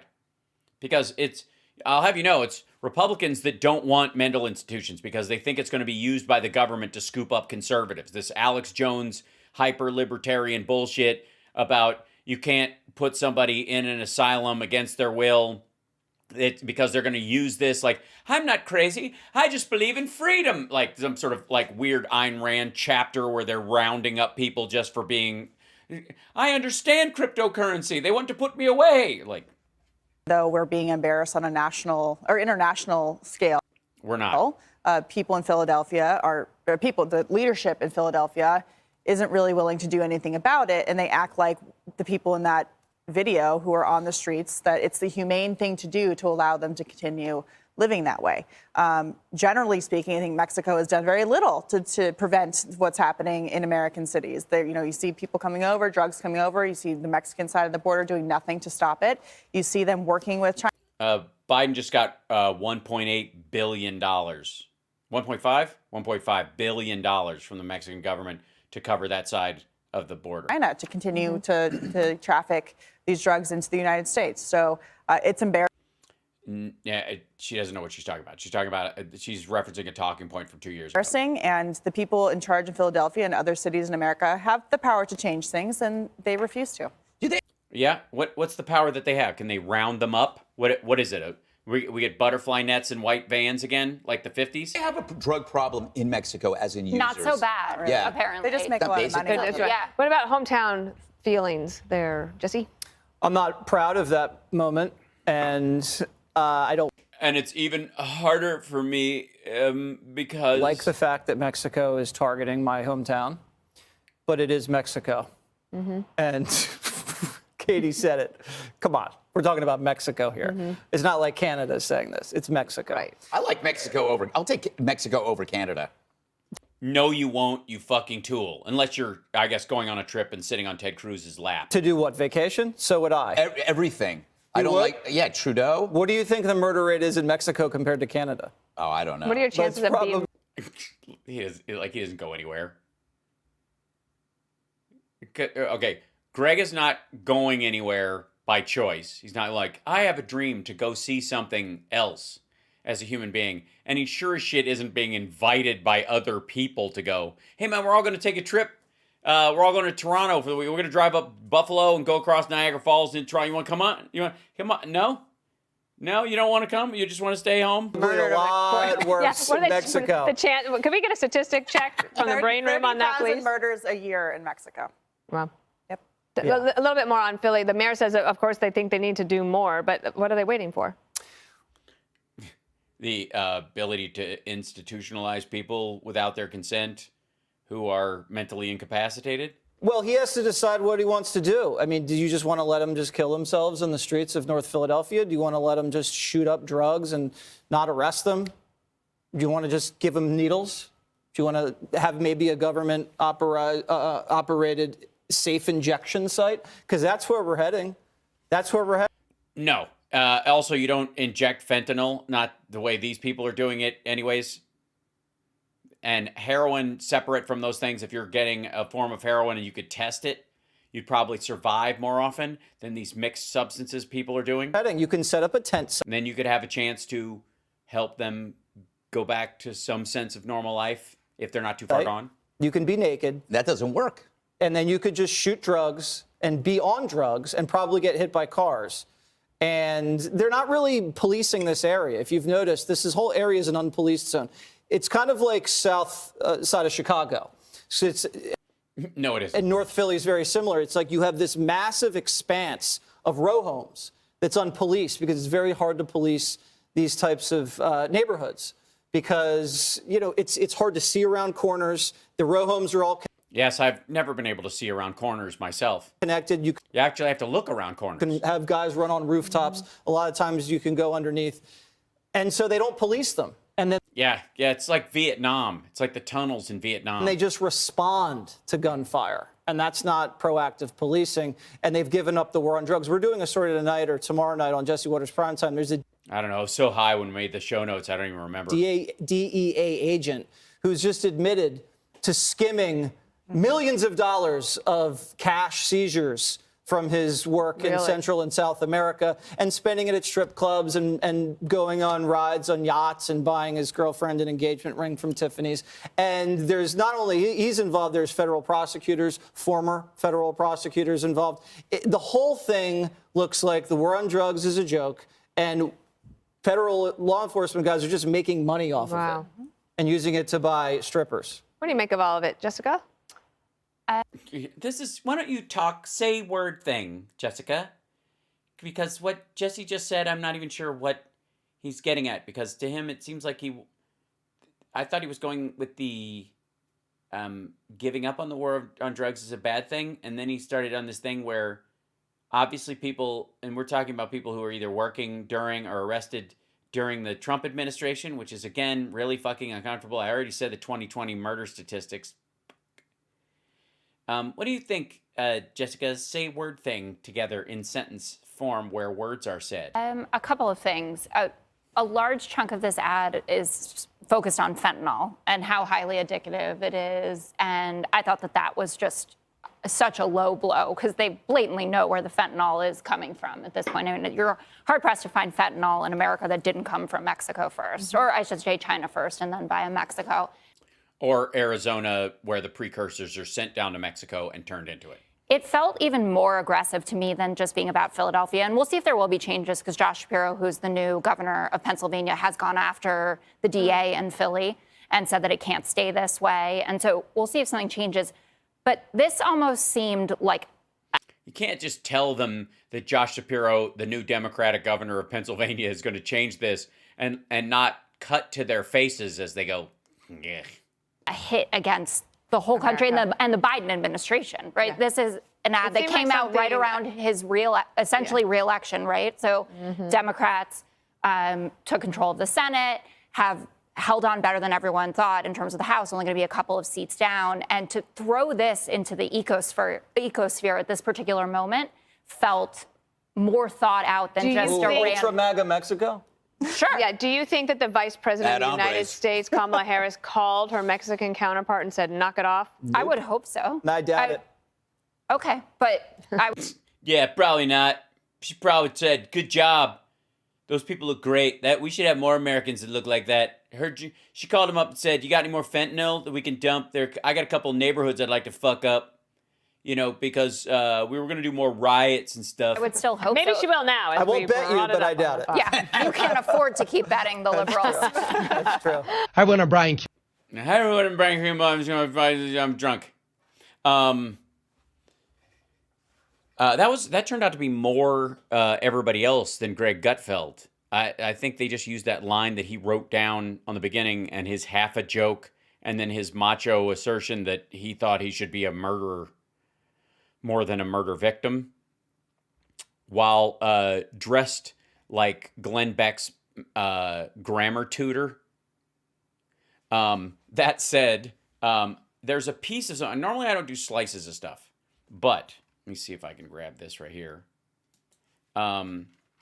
This isn't really I'm not jumping in on something because this is Varney and Company playing something of Josh Hawley speaking. I don't know where else to get the full piece or as much as I can of their interview with Hawley saying this. But it's what I'm about to show you is from a clip called "Is the Trump Magic Gone?" from Fox Business, where Stuart Varney, that's this fella, and then I don't know who that guy is. He has on, David Avella from the GOP PAC, GOPAC, G-O-P-A-C, to try and talk about this. We'll see if they lead into this anyways, because they're talking about his initial launch. I haven't watched this, but let's see where they pick up right before this Hawley clip. I want to have that instead of what President Trump is offering. But Stuart, here's one thing that we definitely know, given the 2022 elections. Democrats will spend as much money as anyone to get who they want as the Republican nominee because they did it in the 2022 primaries. I see. So what he's telling Stuart Varney on Fox Business is that Democrats are going to spend a shit ton of money to guarantee that Trump is the nominee because he's the easiest to take down. We're trying to fuck them by just, I guess, feeding them their drug of choice. Yeah, and they want Trump to be the nominee. They can't believe it. Can you believe? I don't understand. Well, they want Trump to be the nominee because apparently, according to everyone, he's a fucking drag. They do, you know. They want him. They want him in there, and they're going to get him to win because they think they can beat him. Anyways, that's not true. Let me move on. Senator. Yes, let me move on from what you were saying. They think they could beat him, and I can't disagree with that, so fuck. Josh Hawley. He says the midterms were a funeral for the Republican Party. Watch this. Oh, my God. He said what? Look at the womp-womp face on this guy. He's kind of, it looks like Cameron from Ferris Bueller all grown up. When Cameron was in Egypt's land, let my Cameron go. I think that this election was the funeral for the Republican Party as we know it. The Republican Party, as we have known it, is dead. And voters have made that clear. And in particular, the folks who did not vote for Republicans in this last election were independent voters, working class independent voters. Who thought people who would like raise their fists to insurrectionists were a bridge too far. Folks who voted for President Obama once upon a time, folks who then voted for President Trump but stayed home this time. We are not a majority party unless we can appeal to those voters. David, it looked... And you don't. And you won't. To me, like the senator wants a changing of the guard. He wants a new generation in politics. What do you think? Since he's one of the young guys, I think he thinks it's going to be him. We need to put leaders up who focus on Americans' private or personal and economic security. Oh, they want to focus on Americans' private security, on the security of their privates. Stuart, and the senator saw certainly results that were discouraging. What he didn't focus on were the fact that in Republican states, we gained ground. Yes, in the states we already had, we really had them. We had them like we had them before, but like we've never had them until we've had them like we have them. And we gained ground amongst voters that we had not done particularly well, whether it be Asian voters or Hispanic voters or even black voters. Yes, because you can have a giant percentage leap when the numbers are incredibly fucking small. There is much positive to focus on in this election as we get ready for 2024. And seriously, for Republicans who think we're dead, go become an independent. There's no reason. Yeah, fuck off. This guy is the Lanny Walnuts of Stuart Varney's deep bench crowd. Yeah, fuck them. If you don't like what the Republicans do, wank wank. To stay in the Republican Party if you think it's a dead party. Yeah, you piece of shit. But there is much to focus on for 2024. This seems to be a repeating chorus amongst the Republicans. Is it just me? I'm going with these folks are like they really have broke it to the point where there's no other direction. There's just like tell them to fuck off. All right. Here, hold on, let me see if I can bring this up. Okay, so 2 more. I got time. Okay. I'm trying to get these shorter clips so that I can get more stuff in a show because some of these fucking things, like if I get a 17-minute clip by somebody like Russell Brand, I'm here all goddamn night with every lie and misappropriation of facts that these dipshits do. But luckily, we've got people like The Mess who give us these little 5-minute nuggets. Digital censorship in collusion with Biden administration is direct violation of the Constitution. Christ almighty, is that boring. Ugh. Colorado Rep. Ken Buck on digital censorship and collusion. They're colluding. They use the word colluding against us. We'll use the word colluding against them. By the way, you're watching HAL SPARKS Mega Worldwide, and I think that shows taste and breeding on your part. Let's go. Come on now. With Congressman Ken Buck. Loud.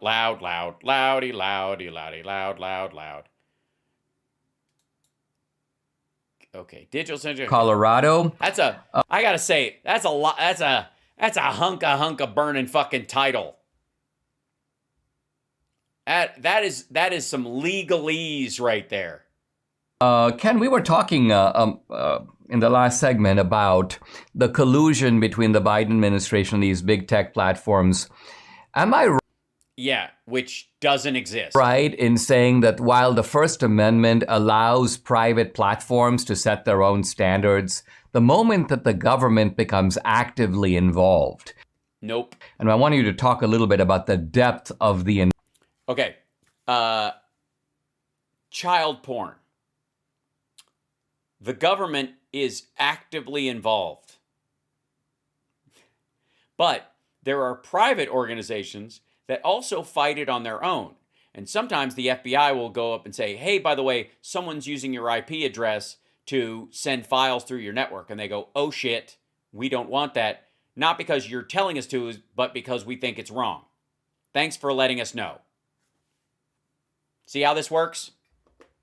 Involvement. I mean, regular meetings, portals being created for information to be fed into, and also the wide range of topics. It'd be one thing if... No. Also, portals where information is being fed in. Not the case at all. Shared, perhaps, because if there's a big cyber attack, they're going to need to know about it. If there's a big disinfo attack, they're going to need to know about it. And if the government knows ahead of time, it's important that they let these giant organizations know. They said, we're going to focus on... If you'll notice, by the way, I guarantee that Twitter has had at least 2 warnings from the FBI or another group since Musk has taken over. And he isn't bitching about it. And he's not going to. On, election disinformation because we're trying to protect democracy or the pandemic. But it seems like they are actually censoring information on Afghanistan. They're censoring information. So in other words... They're censoring information on Afghanistan. I forgot. Yeah, that place we're not in anymore. They're climate change. They're choosing a whole range of political topics that are legitimately contested between the two parties. They're taking the Biden administration's position as, quote, facts, and rival positions as sort of misinformation. And you've got a whole censorship regime in place right here in the United States. Yeah, that whole chunk was led off with the word seems. I'm going to need a reference other than the fact that if it's in the segment before this and this fucker put this segment up with the references being in another clip, fuck off. I mean, aren't we facing a kind of crisis? Isn't this a very serious matter? Absolutely. That's why I'm on this show, to say absolutely. I think it's absolutely a crisis. And it's absolutely a crisis. It's a crisis of absolutes. And I think it threatens our democracy more. It totally threatens our democracy. If they ask for climate change data and we have NASA and we give it to them, that's wrong. We should we should hold it up like a basketball and make them jump for it, the little nerds. More than practically any other issue that's out there. I think when you look at the First Amendment, the founders intended the First Amendment. Kind of like the Second Amendment to not involve machine guns. They never understood crypto blockchain linguistic cues that could be sent through networks that would trigger dead man switches on troves of blackmail material. To restrict government's activity in the marketplace of ideas, in the free exchange of speech between individuals in this country, particularly as it applies to the press, but also speech in the public square. Yeah, that's where you run afoul. This is not the public square, dummy. It's not the public square.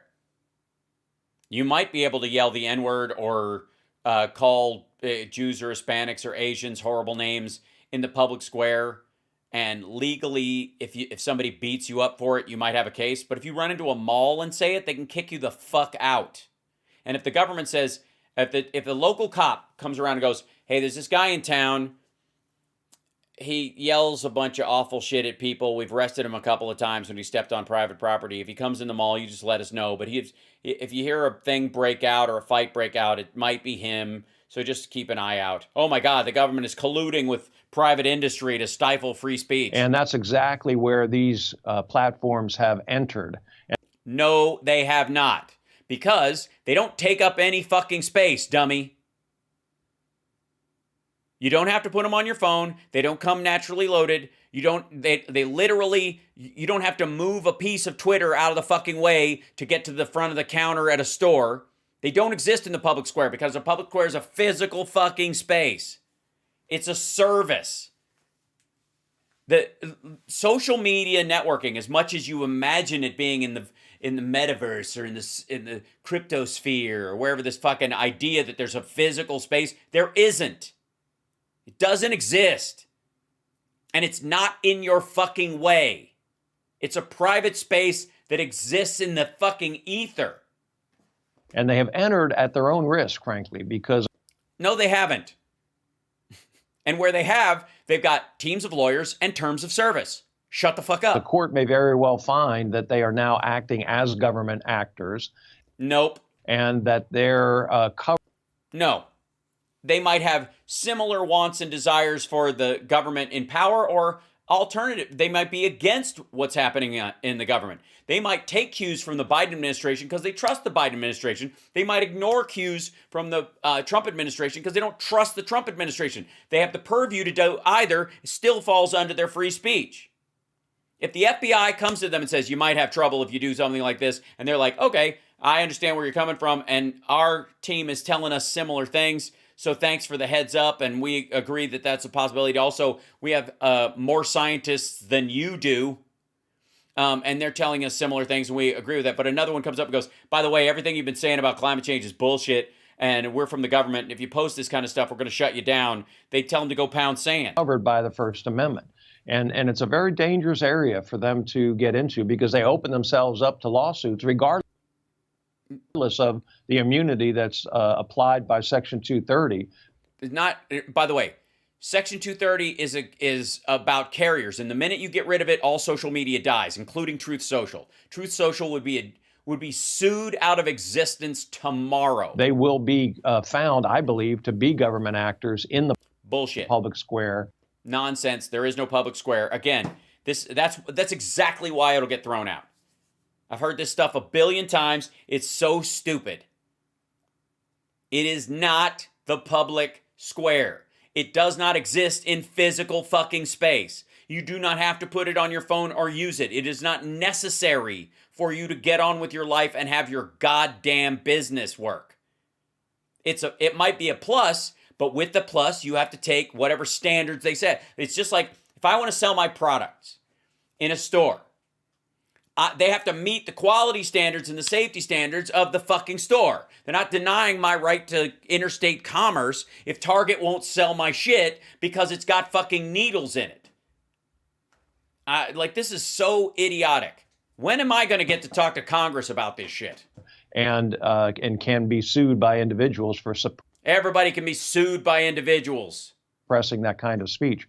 But the Biden they're not depressing the speech. They have every right to set whatever standard they want. If you don't believe me, go on what's the fucking, hold on. Now I have to look this up and it's going to aggravate me. 1 second.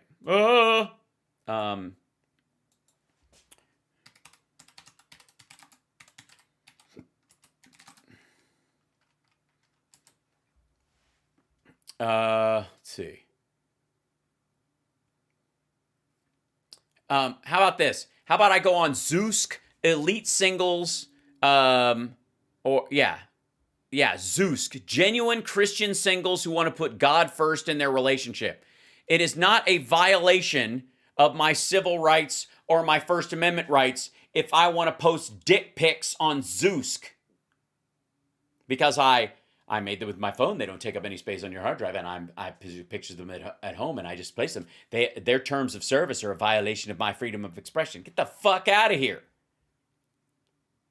Administration. What an absolutely immoral or amoral position that the Biden administration has taken by trying to really determine what types of information the American public gets. And they don't. But they have a duty to provide for the general welfare that involves making sure that big purveyors of information have as much information as possible if they get news of something bad that's going to happen. Like a pandemic, or a terrorist event, or a cyber attack, or a disinfo attack.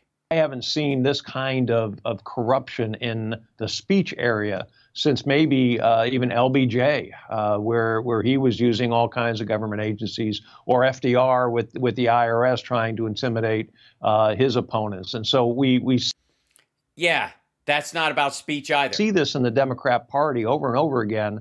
It's dangerous, and I think that these platforms are playing right into what the left wants to do. That's because you're stupid, Ken. I mean, the two pieces of new information I pick up from the article, and some of this, by the way, I don't know what article he's referencing. Hold on 1 second. Let's see. How digital censorship? Did he write an article? Check.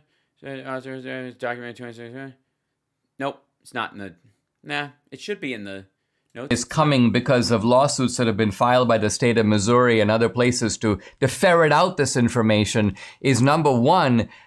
Is why would anybody have a ferret as a pet? It's not that they aren't cute and I think they're adorable and I'd love to have one or whatever, but they seem like they would nibble. Regular meetings between the big tech representatives and the Biden administration. And number two. By the way, and by the Biden administration, he means Department of Homeland Security and the fucking FBI. This asshole has no idea the shit. Like, okay, hold on 1 second. This is the other thing. Facebook. I'm going against human traffickers.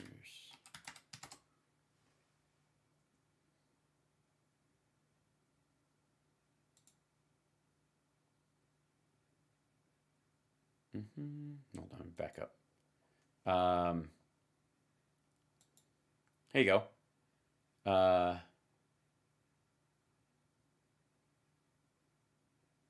Here you go. Facebook employees flag drug cartels and human traffickers. The company's response is weak, documents show. They're always behind it. Like, they're always behind on it. In January, a former cop turned Facebook Incorporated investigator posted an all-staff memo to the company's internal message board. It began, "Happy 2021, everyone," and then proceeded to detail a new set of what he called learnings. The biggest one, a Mexican drug cartel was using Facebook to recruit, train, and pay hitmen. The behavior was shocking and in clear violation of Facebook's rules, but the company didn't stop the cartel from posting on Facebook or Instagram, the company's photo sharing site. That's why the FBI contacts them. Artemis is traveling at 22,000 miles per hour to leave Earth's gravity. You misread 1,200. Oh, beg your pardon. Thank you so much, Joey. Well, no, that's, hold on. Now you're, I'll show you what I meant. Okay, launch of Artemis. I know how, hold on.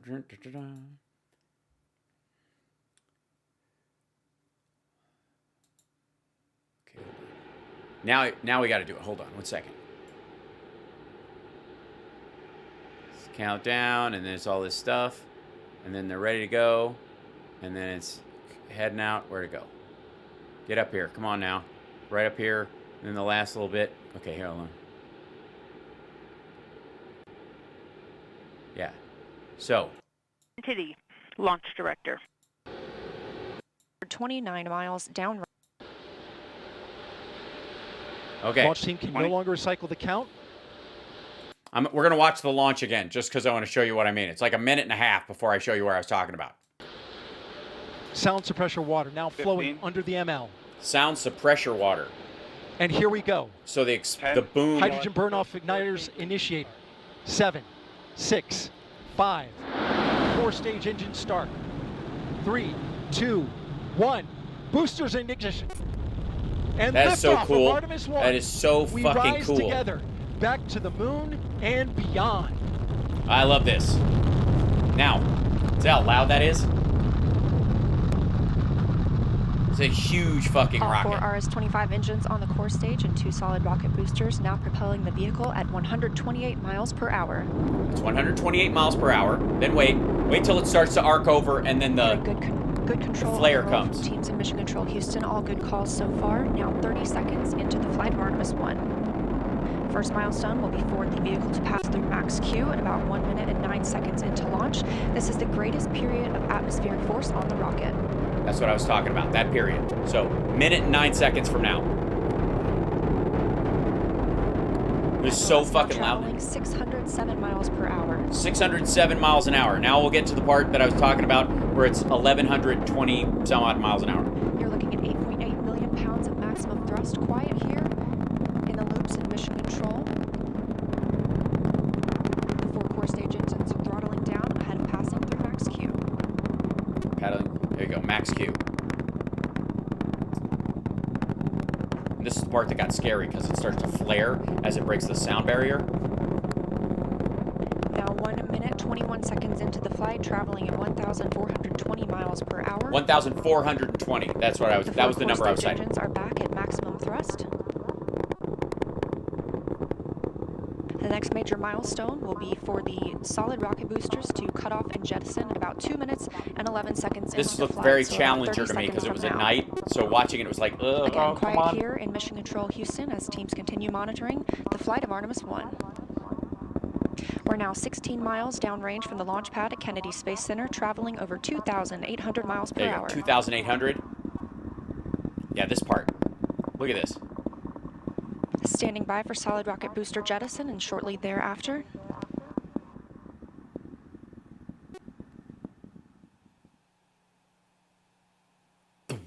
And it breaks through.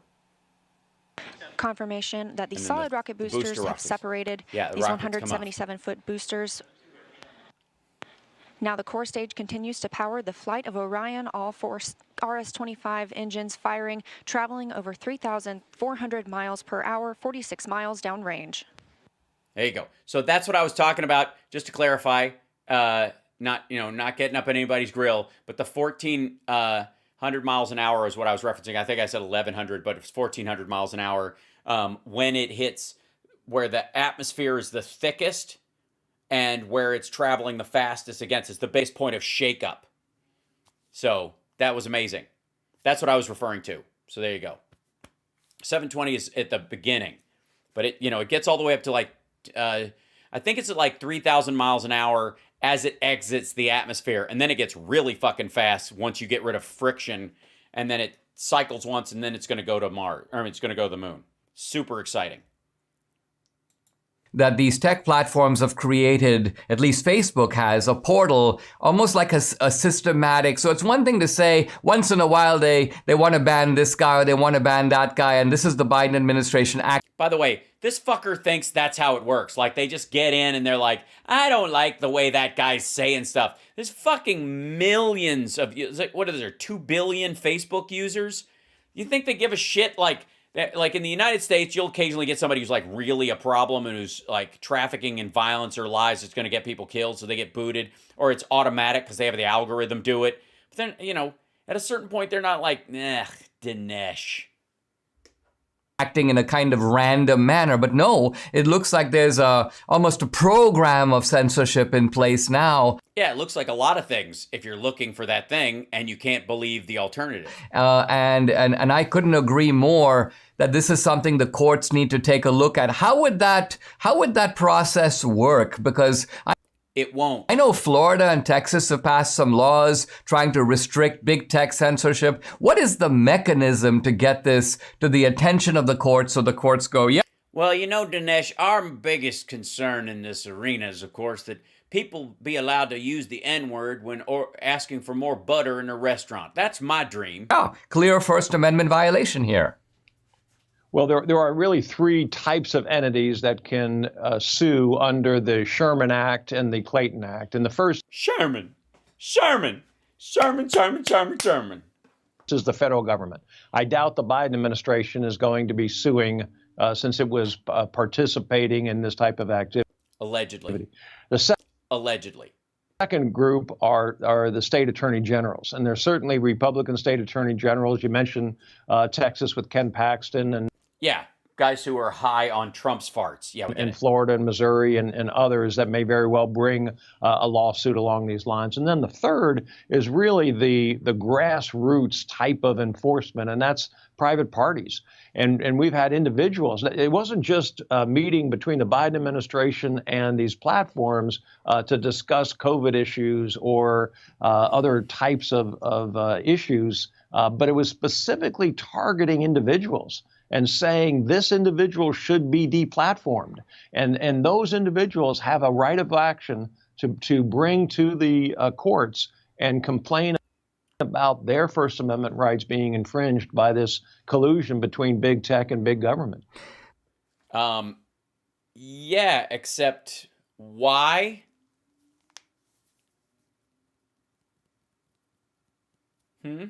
Is it because not what they were saying openly on the platform, but that we have information from someone else we arrested that they are using the direct messaging, the messaging on your platform to talk to other people about violent acts or unlawful acts?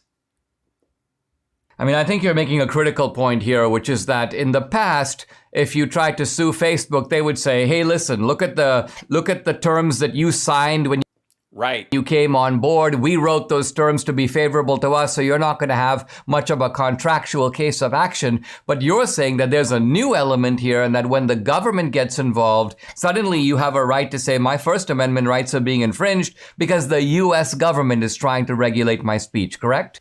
No, because the site still has the right to take the advice of government or not. The government is not pushing an enforcement action. They are just making them aware of somebody who's a problem. The site itself doesn't actually have to follow it. As a matter of fact, they don't a lot of times. If they don't with some people, your case is moot. Absolutely. That's correct. No, it is not. This goes beyond. It's correct if you're dumb. Contract to a fundamental right. And while you can enter into a contract that restricts your free speech, these individuals didn't, because they were well outside of the agreement that was being made between government and tech. Very interesting. Thank you Yeah, bullshit, but very fascinating. so much, Representative Buck, for coming on the podcast. Love to have you back sometime. Yeah, and next time we need someone to come on and say absolutely nothing about absolutely something. You're our man. Ugh. You're watching HAL Sparks Mega Worldwide. I'm starting to disgust myself with some of these videos tonight. Now, let's see. Hold on. Where is this one? Which one came up first? I have to close some of these windows because they eat up my bandwidth while I'm trying to talk. In here, close that one. And then, well, I feel, yeah, this one's relatively short. So let me give you 4 stories here if I have time. You do not. Okay. So there is a tendency, I would call this on the right, especially correlation media, where they take, and Alex Jones is sort of the overarching leader of this concept, which is you take things that are unrelated that have a detail through them, like somebody wears a blue shirt in all these pictures, and therefore there's something going on with the team that's wearing the blue shirts or whatever the fuck. And they're wholly unrelated, but you bring them together as if. And a lot of that is happening around the crypto sphere with that FTX shit. And everybody going, he donated to Democrats right as they were happening. And because they were trying to get crypto to not be regulated as hard because they knew the Republicans didn't want to regulate crypto. They wanted it to be unregulated, but they weren't sure about the Democrats. So you don't have to donate to the guy who's already on your side. So all that FTX shit, we'll talk about it at some point. It's worth an unpack, but it's totally a waste of fucking time because crypto's for morons. But the junior partner, Glenn Beck, seen here as what I would call his couch cowboy outfit. Glenn Beck, star of the couch rodeo. He's like a human couch cushion with a bandana around his neck. This who apparently shops for his glasses in the same place that Greg Gutfeld does, which is probably how they meet up on the down low, in theory. It's this hobo clown without the makeup. There is a bit of, I will say, there is a little bit of rodeo clown going on here. That's a good spot, Rancher Glenn. Now you kids settle down here for just a moment to gather around and get your wieners out, and let's start a roasting. What? I meant your hot dogs. Come on now. Now, grab a couple of marshmallows and hold them in your hand and give them a good squeeze. Why are we in the woods with this fucker? So, this is, and you could tell probably from the little clip, but this is how digital dollars, January 6th, and a suspended reporter all relate. This is how you build a conspiracy of bullshit out of disparate stories. But we'll see. We'll see what the thread is. The thread will probably be Joe Biden is in power, therefore Democrats and control big tech money, blah, blah, blah, or the Great Reset, just to sell his book and then throw it a commercial. Let me give you 4 stories here if I have time. You don't. Just give me the 2. It's an elevator pitch, Glenn. Get on with it. Who told you this? My mother. Who told you this? My daddy. Citigroup, Inc., HSBC Holdings, MasterCard, and Wells Fargo are among now the financial companies that, as of yesterday, are participating in the experiment along with the New York Fed's Innovation Center, the project called the Regulated Liability Network is conducting in a test environment to roll out a digital dollar. This is a pilot program. We told you this was coming how many years ago?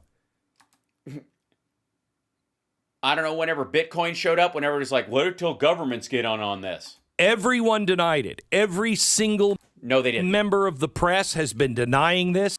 No, they haven't. They've been saying it's a conspiracy theory. No, they haven't. The conspiracy theory is they're doing this to get rid of dollars altogether. All of this. We told you years ago. Anybody who uses a debit card is effectively using a digital form of currency. That this was coming. No, you didn't. Now they started, as of yesterday, their 12-week digital dollar pilot. What does that mean? Don't go to MSNBC because they're not going to tell you. Don't go to... Yeah, because it's a pilot program. Nobody gives a shit except paranoid freaks. Anybody. You can go to our archives at the Blaze TV and find out exactly what that means to your... Yeah, but then I would need an old lantern and some galoshes. Dollar if you don't already know. I don't. Let me give you this one. Okay. Congressman... Hold on. Is this another story? Hold on. Can we just... They're not putting this shit up on the goddamn screen. So let's see. MasterCard, Wells Fargo, digital dollar, pilot. Okay. U.S. banks launch a digital dollar blockchain pilot. This is on Decrypt. The Street, says Wells Fargo. The Fed team up on a digital dollar. New York Fed launches New York digital dollar pilot program with big banks. This is Investopedia. Citigroup, MasterCard, and more banks begin 12-week. Here you go. This is Shaq news, not to be confused with Shaquille O'Neal. It's the Shaq somehow. Get the Shaq out of here. There you go. There's the Fed building, so you know it's serious. The hope is that this move will help speed up payments. It was back in 2021, years ago, that we first heard rumblings of the Federal Reserve having an interest in creating a digital dollar. This came after the news that China was working towards a digital version of its own currency. Now plans are officially being put in place to begin testing the potential for a digital U.S. dollar, with financial companies, Citigroup, MasterCard, Wells Fargo, all participating in the experiment. Federal Reserve Bank of New York announced in a statement it plans to begin a 12-week digital dollar pilot. This will provide clear feedback on how tokenized assets could streamline the banking process for consumers and the banks themselves. The regulated liability network and the project is named, will continue major financial groups, including major financial groups, including Citigroup and Wells Fargo. The New York City IC, the New York IC looks forward to collaborating with members of the banking community to advance research on asset tokenization and the future of financial market infrastructures in the U.S. as money and banking evolve, said Pervon Zelovitz, director of the New York Innovation Center, which is, while this is certainly a fascinating development, Federal Reserve says it won't rush into making any decisions. The project will be conducted in a test environment and only use simulated data.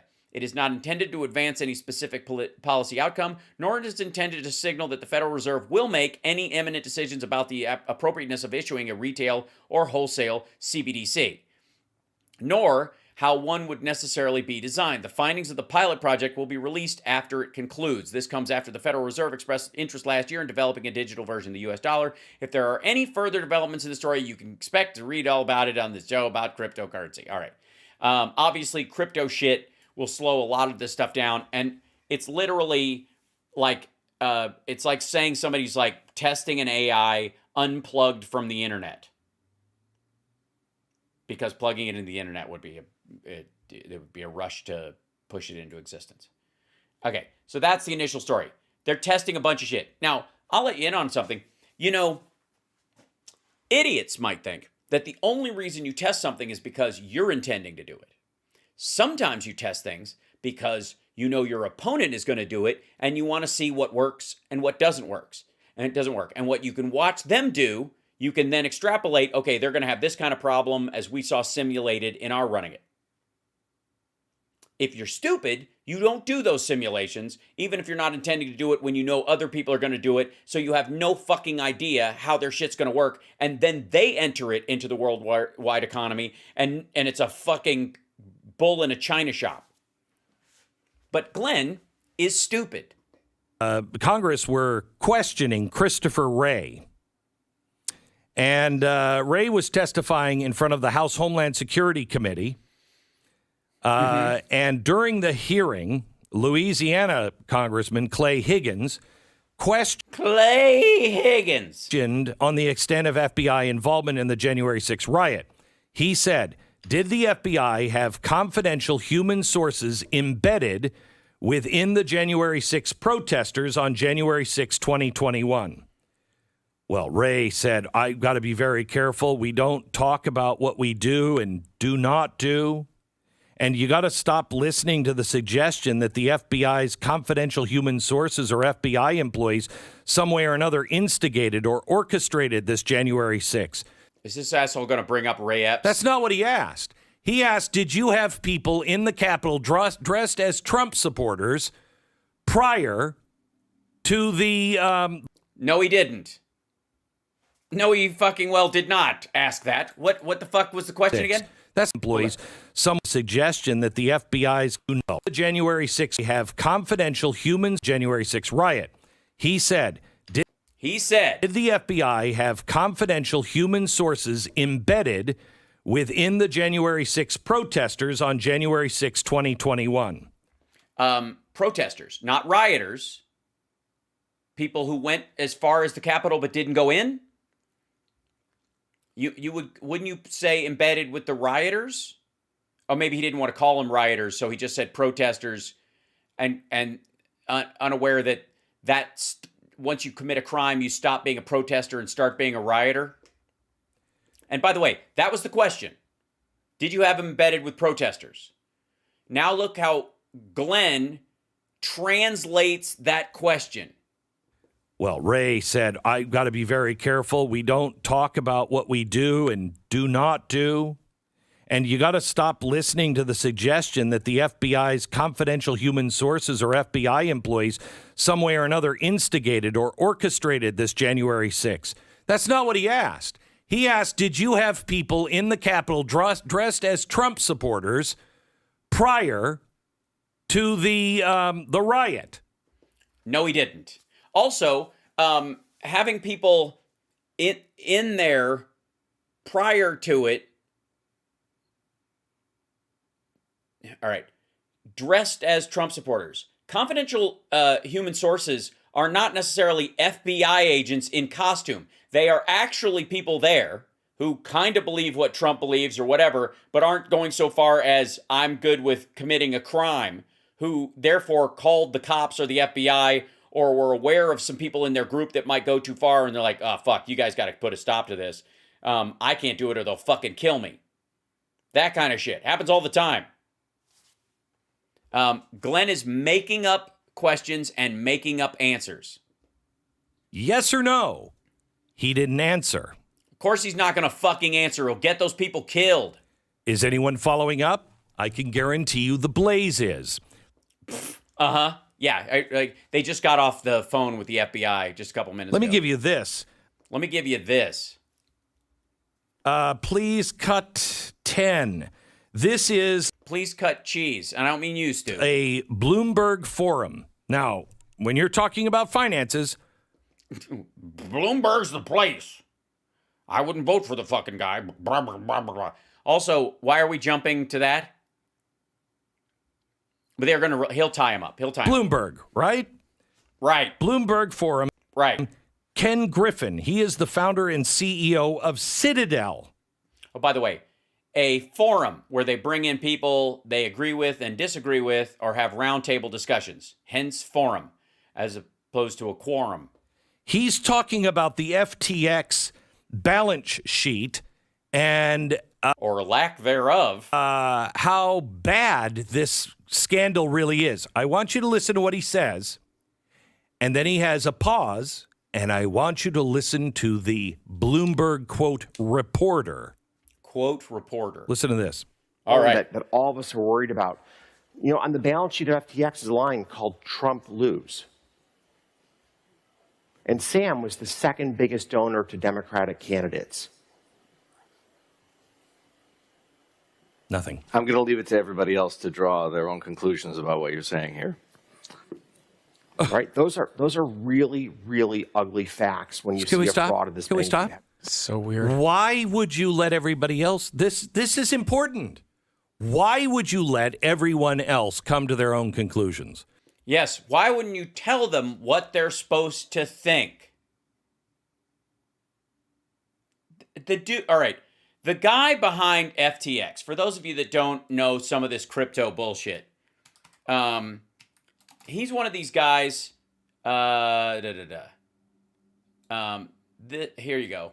Here's a Washington Post article on it. Let's just fill in. This is the dude. His name's Sam Bankman-Fried, or SBF, because these hipster fucks like the idea that somebody's, crypto smart and rich, and you can't expect these guys to like wear a coat and be like businessmen. They're like next level smart. And part of the thing about crypto is there's so much bullshit in it and so much money was being made hand over fucking fist that people just jumped him. Oh my God, this guy's got $1 billion because he got in early on Bitcoin before it crashed. He started bailing out, and then they were going to develop this kind of like Bitcoin exchange, the FTX thing, and then they were going to get bought by an even bigger group. That was the goal. Like, basically, it was a giant pump and dump crypto scheme, okay? The revelation this week that up to 1 million investors may be harmed by the collapse of the FTX cryptocurrency exchange exposes what critics say is a fundamental flaw in the foundations of the $850 billion market for digital currencies. $850 billion market. This was about $18 billion of it. which is a lot of fucking money. But I'm going to show you a story that's even more fucked up in a second. Hold on. Let me make another page real quick, and I'm going to drag this over here and look up something. Okay. I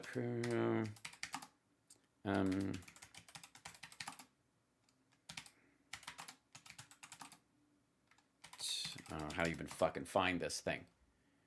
Let's see. Where is this guy? Okay. Crypto millionaire. Tunnels.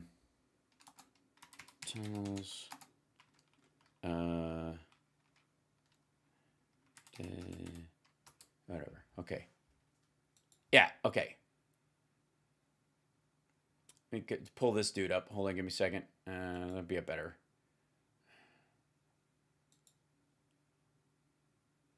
Yeah. Okay. So this let's go with this first. As implosion of the Bahamas-based company, yeah, they moved their offices to the Bahamas. This guy, SBF, lived in a polyamorous relationship with his girlfriend and a bunch of other crypto nerds, living in the Bahamas, buying shit with like money that was just rolling in. They got in early on Bitcoin, and they were these like have fun being poor types, and they were like, it's never gonna fucking stop. Okay? That's what they were in. And everybody around them was like, well, these kids must really be nailing it. They're accumulating like billions of dollars. And so no shit, politicians and other people were like, good for you. Hey, you want to contribute? Blah, blah, blah. Okay. For investors, FTX was a gateway to the crypto world, an exciting marketplace where celebrity ambassadors like Tom Brady invited them to open accounts and trade digital currency such as Bitcoin and Ethereum. FTX, in turn, functioned in many ways like the banks and brokers of traditional finance, maintaining customer accounts. It's like Coin Wallet or any of those things. Exchanging currencies and making loans and investments with customer assets. But like other crypto exchanges, FTX operated outside the traditional banking system, and this created an enormous risk. And everybody fucking knew it because it's crypto. It's not based on anything, you fucking tools. Though they act like banks and brokers, crypto exchanges typically are not the subject of the same type of regulation. Exactly. There ain't none. And by the way, you want to see a clip? Hold on. Shit. We're gonna grab a deep hole this late in the show, but God damn it. Hold on one second. I've got to go to my stuff. Home. Go back to here. No. Library downloads. I need my history. Where is it? Oh, here it is. My history. There we go. Let me real quick, just because. Let's see, where is he? Yeah, here you go. And grab this real quick. Okay. This dude was, they were just like loaning money into another account and setting up, but like it was just a fucking shell game. It was a scam. And you know who knows it's a scam? This dude who was interviewing this guy Marty Bent on his show not too long ago. The real story behind the FTX scandal podcast episode. These people don't instill confidence, but people loved them, and a lot of really smart people got behind them. Yeah, it's astonishing. Sam Bankman-Fried, SBF, as he's commonly referred to, has become this character. Yeah. A wonderkind that is going to be the next trillionaire. And it seems that he was just running a big fraud, a Ponzi scheme. In the literal sense for many years. I've been suspicious of SBF and FTX specifically for a bit over a year now. Yeah, like everybody else. That's why it came crashing down. I caught on to it right about the time he was seen with the bloody knife leaving the house with an erection and his pants around his ankles. I was like, maybe he's not a good guy. Their whole origin story. I'm keen like that. I see stuff. Story is a bit odd, and that starts with Alameda, the trading company. Yes, the tulip crash of 1637. It's a great reference, Steely Dan 68. Right. And then FTX spun out of that. So the trading company is like... By the way, this is one of Glenn Beck's other giant rooms where he does the show, I guess so they can do big musicals or some fuck, but they only do it for these 2-seaters. It's fucking embarrassing. A hedge fund. Do you know the kind of show I could put on in that kind of space? right? Yes. Okay. So it's a hedge fund, and his girlfriend runs the hedge. I mean, it's just like all kinds of flares go up immediately. Wait, your girlfriend is running that one?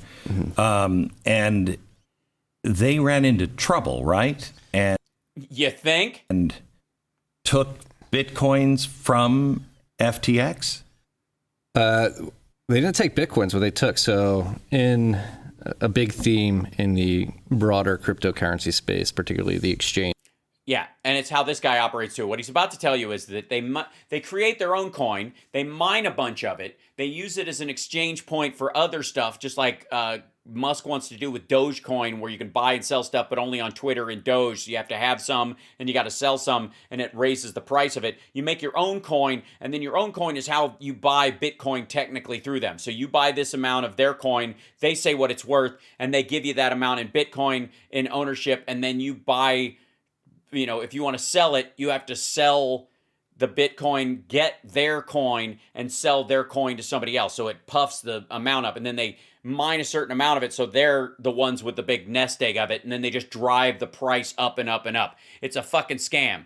More than likely, this dickhead does the exact same thing. They have a coin like that on his site as well. So this fucker, and this isn't even the beginning, like, this fucker, the collapse has drawn attention because FTX is one of the largest crypto exchanges. His founder had been widely hailed as a crypto wonderkin and a top Democratic donor. But over the past year, as the overall value of the crypto market has plummeted from a peak of more than $3 trillion, other crypto firms have also run into financial trouble. Yeah, everybody did, because it ate shit. There's nothing special about this. He just got caught because he went too far. Now, let me show you how fucked up the crypto world is. May I? So while Glenn's tacking stories together and going, this story is linked to this story, and this story is linked to this story. Let me tell you the story of this guy, Askia Kafra, and this guy, Dan Beckwith.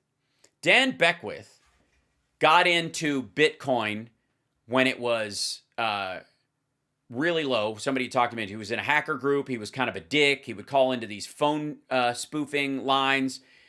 He joked about having violent fantasies. He talked about, you know, digging tunnels under his house and keeping his victims there. And he would just be kind of a douchebag. When he was in college, he superglued and put graphite into his teacher's locks on his door so he couldn't get in and out of his classroom. He put key recorders, like keystroke recorders, on all the computers in there and stole everybody's credentials, made himself key cards so he could get in and out of the school using other people's credentials. So it was never known when he was actually in the building, and he could do other sketchy shit using other people's identities. Okay. At one point, because he was he had gotten in early on Bitcoin, amassed a bunch of money, and then he had made millions day trading that shit because he could leverage it and leverage it and leverage it. And since he was basically never going to run out, he could have a lot of dead investments, and it was still on the ride up, right? This all came to a head in 2019.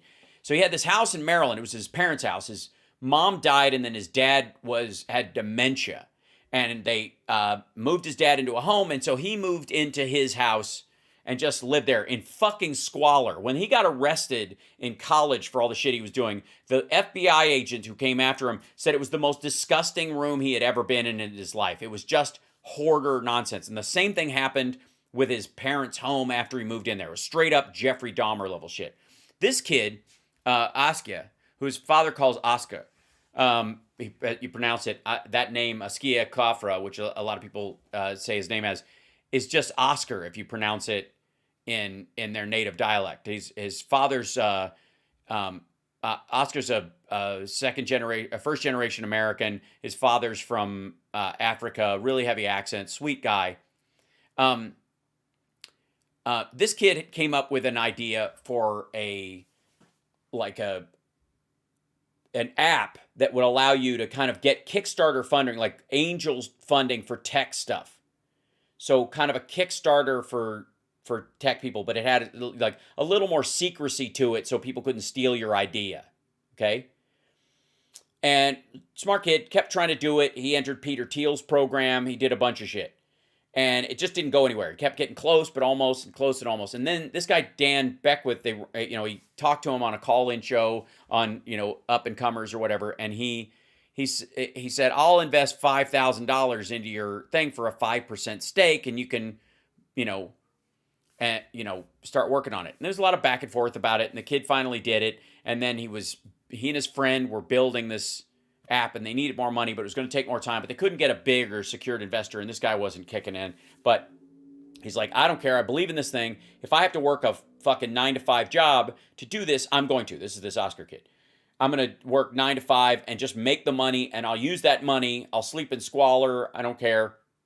And I'll spend my money on my app, and I know it's going to be a big thing that takes off. So this guy, Dan Beckwith, offers him a job. He's like, if you really mean that, I'll let you, I think there's going to be a nuclear war with North Korea. So I'm digging bunkers in the hills outside of Bethesda, Maryland, in a secret location. And I want you to dig the tunnels for me. I'll give you this job, and you can kind of sleep here and work on it and set this up. And the kid did it for months.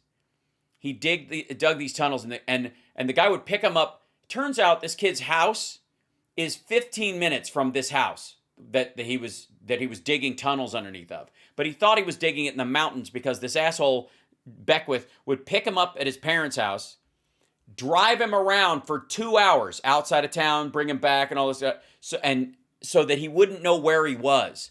Blindfold him, take him into the house because he was worried that the kid, he was a millionaire, he was living alone. He's like, he's going to tell somebody and then they're going to kill me, and he was paranoid about that.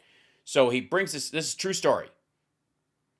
This kid is down there, sometimes days on end. There was no bathroom down there. He had a microwave and Wi-Fi and a hot plate, and then he would shit in a bucket, and then Beckwith would take it out. And then if he wanted to go home after a couple days, he would blindfold him, take him out, drive him around for a while, and take him. It's totally fucked up. This is the world of crypto.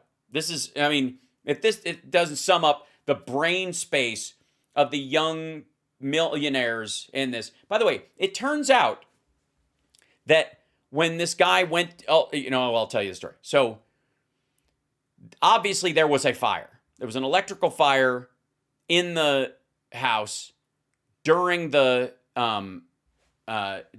digging of the tunnels after they were fairly close to done, whatever the fuck that means, according to him. I mean, it's who can say, but there was an electrical fire, smoke filled the place, he couldn't get out, and he died. He died choking to death over a arc welding machine, and he couldn't get out. Turns out, if he'd have taken 2 more steps, he could have gotten out. But there was so much shit in the basement and knocked over crap that you had to crawl over to get out that he couldn't find his way out. Just horrible. Yes, he died in the fire. This kid right here, Oscar. Really smart kid. Everybody liked him. Fucking sad story. And this Dan Beckwith prick was having him do manual labor effectively in his basement when he could have paid for the app outright and it would have been no skin off his nose. He could have written him a check for $150,000 and forgotten he'd done it the next day. Turns out when the FBI was interviewing him, I think it was even after he went to jail, he got a call from the IRS that Beckwith had over $1 billion in Bitcoin at that point, because Bitcoin had gone from, he bought it at $50 or some ridiculous shit with the money his mom left him. And the money he day traded, $1.2 billion, I think it is. Now that's gone and it was seized and all that kind of stuff, and it doesn't fucking matter. I think the family should sue the fuck out of, and get all of that money, all of it. Dude killed their kid, they get all of it. Give them it's not worth as much as it was then, but it sure as shit is worth more than, they were ever going to see. Hopefully they get it. But anyways, this poor kid dies. That Beckwith dude was worth almost $1 billion. He was living in a fucking little dumpy house in Maryland and have this guy dig paranoia tunnels under his house. This goes to the kind of people that are building up in the crypto space. It's no surprise that somebody who looks like this schmoozed everybody into thinking, holy shit, this is a real thing, because they got in early on Bitcoin and they seemed like a genius, even though nobody knew where this shit was going, and ultimately it was worthless. Yeah, nothing's going to bring Oscar back, but they should be able to put all their children through fucking college because of this prick. So, anyways, point I'm trying to make is that these like young tech billionaire guys or tech millionaire guys who were jumping into the crypto space early on made a lot of money for doing fuck all, but there was this idea that they were somehow geniuses. And so everybody around them was like, oh, this must be the new thing. I don't know. It's like the tech bubble, shit like that pops. So anyways, let's continue. It's just, nobody be surprised that this, they built an exchange. It functioned for a long time. They had a lot of users. It built up over a couple of years. And then they were like, nobody really takes their money out. We could do shit. And it only really came crashing down when Bitcoin came crashing down. Thanks, COVID. We didn't do that. I have a special tonight as well. It's an extra podcast that you can get right now at The Blaze. Boring. And I think it's pretty much that one I was showing you a clip from. I don't know for sure, but I'm pretty sure. It's 164, the story behind the FTX scandal.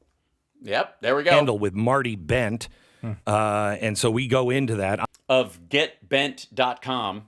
I'm going to go into it again next hour. This is a really big deal. Now. No, it isn't. No, it fucking isn't. Billionaires got scammed out of millions. I give a fuck. Why? Wait. I can't get in. Even in Coinbase, in a lot of these cases, you have access to your coin through multiple wallets if you want. This guy just was leveraging shit through his own coin, which you have to, it's just stupid. Answer in front of Congress. Bloomberg has a reporter. Well, I'm just going to let you decide what that means. Why? There's more questions that should be asked there. No, there isn't. Nobody cares. You want to ask about Peter Thiel's money? Nobody was telling you. You want to tell me about the Koch brothers? What the fuck are the Koch brothers up to, and why?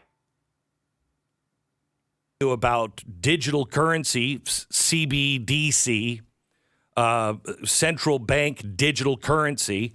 It is absolute control of your life, and it's in testing with the Fed and Citigroup and all the rest of them today. Now let me give you another one. Oh boy, yes, there's an isolated test of digital currency. I mean, how many people grew up looking at sci-fi movies where people used credits or some sort of crystal to pay for something where you're like, go bleep. I mean, we use it with debit.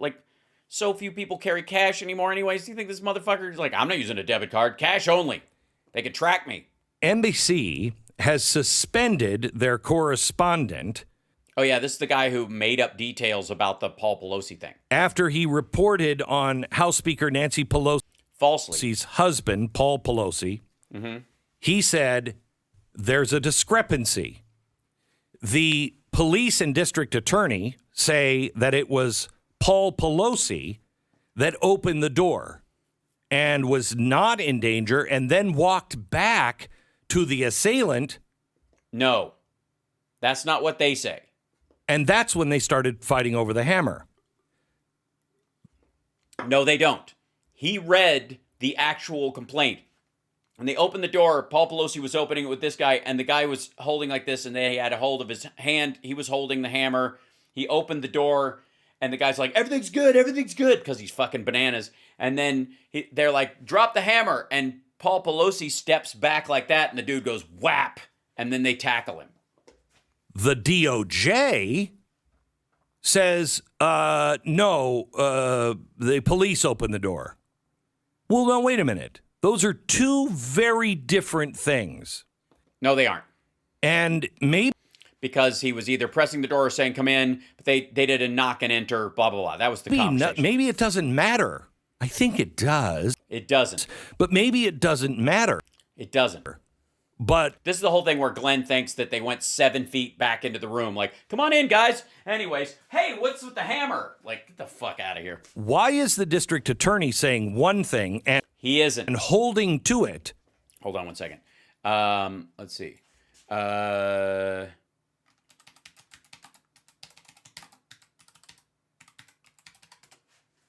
This is the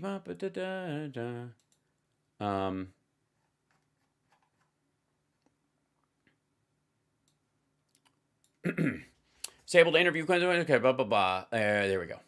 2:31 a.m. from San Francisco Police Department. Officer Colby Wilms responded to the Pelosi residence. California knocked on the front door. When the door was opened, Pelosi and DePape were both holding a hammer. When the door was opened, Pelosi and DePape were both holding a hammer with one hand on the... Okay, so the door was opened by the police officers, basically. When they knocked on the front door when the door was opened. They don't state who opened the door. Pelosi and DePape were both holding a hammer. So either he was like, fuck, opening the door for the police trying to get him in, or he went over the door to do it, and that's when the guy attacked and he held it, blah, blah, blah. Or he's like, police, we're coming in, wellness check, and then they open the door and here's this happening. It's not, it's fucking meaningless. That said, here's Glenn trying to make, more out of this story. The guy was like, they're friends. That's why he tried to cave his fucking head in with a hammer. And the DOJ saying another thing and holding to it. Nope. And then why? Why did this guy who works at NBC, because he talked to another source that they didn't find reputable. It was somebody watching who had heard secondhand or thirdhand what had happened and misread when the door was open. So he must have opened the door. And then, I don't know, the guy was standing there, and then they greeted him. And they said the guy said everything's okay. So they were like, everything must have been okay. And that guy wrote the fucking notes down like it was really what happened, instead of talking to the cops or talking to the actual, the responding officers or the person on scene. Emmy Award after Emmy Award after Emmy Award. Why is this investigative reporter, after he produces, not goes live, he produces something, he didn't edit it, he didn't put it together, he's not the editor at large, producer, executive producer? No, they took it at his word that was a reputable source. Turns out it wasn't. And when they questioned him about it, he hemmed and hawed and made it up. And they're like, why didn't you can't just say that on the air with a story this important.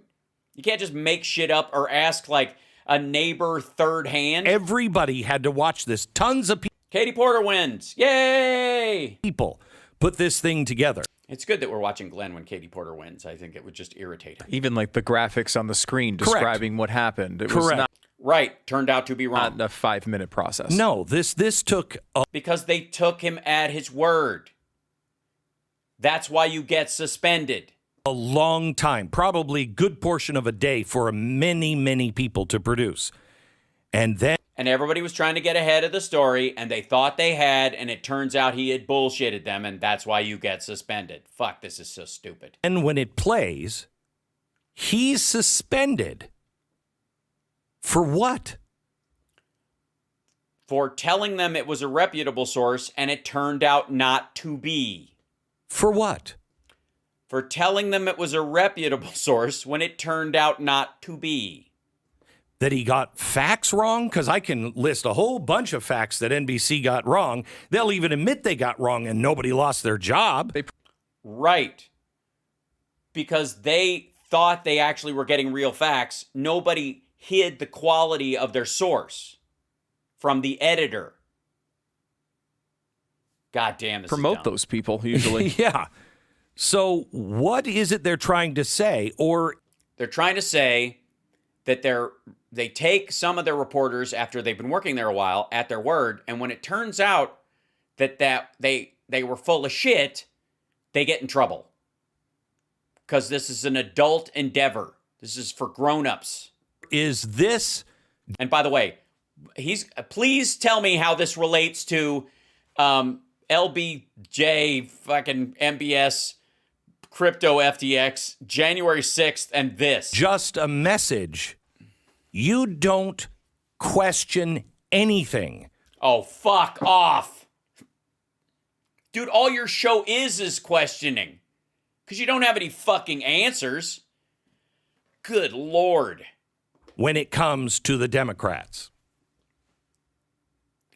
When? When did they knock on your fucking door, dum-dum? I don't know. Yes, this is true. Your head is up your ass. But that sure should be answered by NBC, because we just saw how Bloomberg answered it. What? Also, again, where's the idea that this is...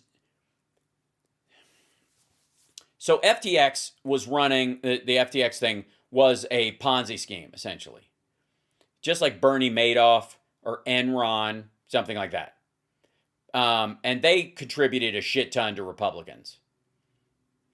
But somehow, that's the primary point of it with this story and not the others. Because the guy was so all in. And again, this dude is lives in the Bahamas with 9 other people, and they're all in a polyamorous relationship. It's that character who's killed. I think the character in the Pentaveret, who's killed before the show begins, who's in a polyamorous relationship with a couple of lifelike sex dolls. That guy. I think he's based on this kid. A little bit, just a different look. Who gives a shit? You are going to get even less truth than you ever thought possible. Well, that's a lot coming from you, Glenn. If you think the press is as bad as it could get today, it's not. It could be. We could have all the blaze all the time. They could have a thing where Stu just makes shit up and they give him his own show instead of kicking him off. It's not. It's not. They are so not. Are openly hiding things. How do you openly? They're hiding it in plain sight, hoping you don't notice, Mr. Bond. It's been there the whole time. Your keys were right there on the dresser. You were walking around the house, screaming in the kitchen, "Where are my keys?" And I was just sitting here on the bed, sipping a latte, laughing to myself. I don't know if you saw the Hunter Biden interview. So there's this crypto yes, I did. Roundtable show. And the interviewer starts doing the interview, and he doesn't ask Hunter anything. And he says later that I couldn't. I would have liked to, but I was told I could not go into anything except cryptocurrency. I see. So the guy at the crypto interview had to stick to the topic at hand. He couldn't go into the Hunter Biden laptop or crack or the relationship with his brother's widow or something because it was the crypto show and not the crack fake laptop brother's widow podcast. Well, you know. Does Glenn have a hand in FTX? I wouldn't doubt there's no way he and Stu don't own a bunch of crypto and they've eaten shit lately. They're all mad about it. Katie Couric had that agreement with me as well at one point, and she violated it. Why didn't you on your... Wait a minute. You made limits on Katie Couric interviewing you? What a fucking wuss. Crypto roundtable show. Because it's a crypto roundtable show? And what was the thing? I'll be on your... we'll talk crypto if you want to, but I'm not going to let you shit talk my family.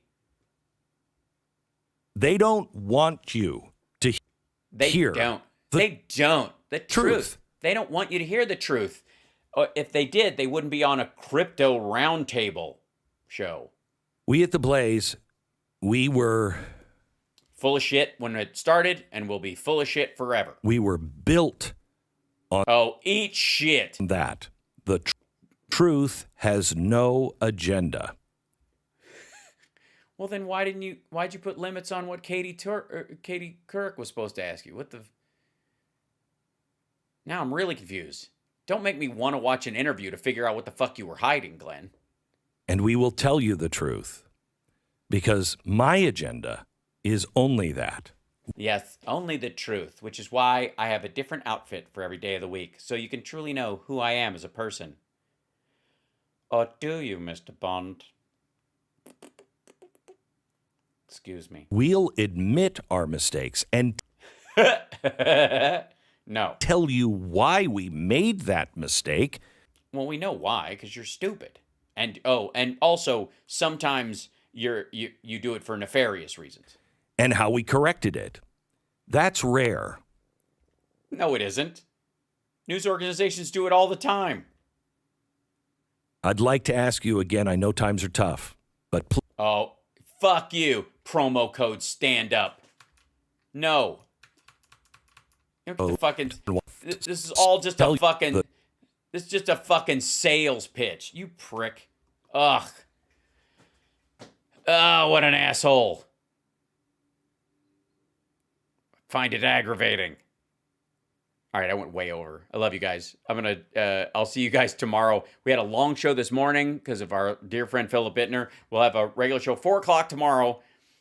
God, I hope some of the clips aren't so like, I mean, we're all hearing the same tiresome bullshit from these people. So at a certain point, it's hard to get a grip on what they really are, what they're going to do. You know, what their actual plan is. By the way, the Trump team posted this picture online.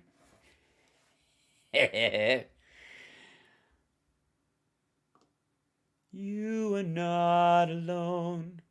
Says the GOAT joined Trump team. Pin message. They have another one. But President Trump, you are not alone. We will follow your steps and help you restore the pride of this once a truly great nation. Share if Donald Trump is your only president. Well, he's obviously not. I mean, come on. And that's from the whole thing. We can't take 4 more years. Wait, hold on. I say that not in laughter. I say it in tears. That was sweat. Obviously, they put the decades and decades of peace. So I will say for the record, I'm going to close this. Boink. There we go. And I will see you guys tomorrow afternoon. I am going to have tomorrow, there's so much backed up Greg Kelly that I don't even know where to start. But I also feel like, I mean, we haven't seen a bunch of him lately because he's just been kind of, I think he was on vacation for a bit, and then he just came back to like a rake of misery. And of course, there's always, if we're really strapped, Rob shit. Look at his punum. Look at her. How could they do that to you, Rob, on your own show? Take that still and make that the one that shows up. They couldn't make a better thumbnail for you. They must hate you, Rob Schmidt. You piece of Schmidt. Oh, God. Rob speaks with Mary Bell, who lost her son to fentanyl. It's a terrible story. But what's even worse is these assholes pretending to give a shit. You're watching HAL Sparks Mega Worldwide. I appreciate it. Thank you so much. I'm going to, let's see if I can, I will see if we can raid somebody on my way out the door as I do. Take care of yourself. Take care of somebody else. Don't forget to like and subscribe. Support the show. And we will see you at 4 o'clock Pacific time tomorrow. On Friday, is that the, what shit? No. Saturday night. Haha. Saturday night, I'm doing a thing with Paul Provenza and my dear friend Chris Bono and Frangela. I posted the links for it. It's like this political debate show idea that that Provenza put forward. I don't know. I don't know if we're gonna. I know Bono's gonna be the one who's.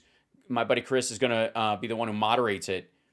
I think, but I don't know if like me and Frangela are gonna be debating the other side of it. If there's gonna be somebody else, I'm excited to see. I hope so. I don't know. But anyways, we like Paul, and it's going to be a good time, and I appreciate you guys' support, and I will, I'll tweet out that information again. Yep. Everybody's off but me. That's all right. I'm the only guy streaming right now. I'm the only gig in town. Anyways, give a thumbs up on your way out, and I will see you guys tomorrow. Take care of yourselves, and take care of somebody else, and see you tomorrow afternoon. Bye-bye.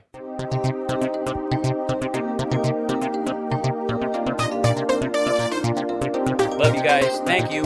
Thanks, Bethany. Thank you, Hal Vickery. Bless you.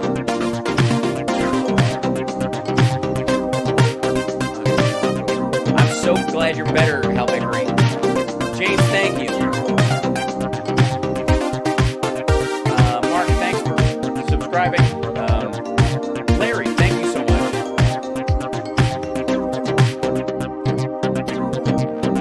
Cheers from KC. Oh, Kansas City, Missouri, right on.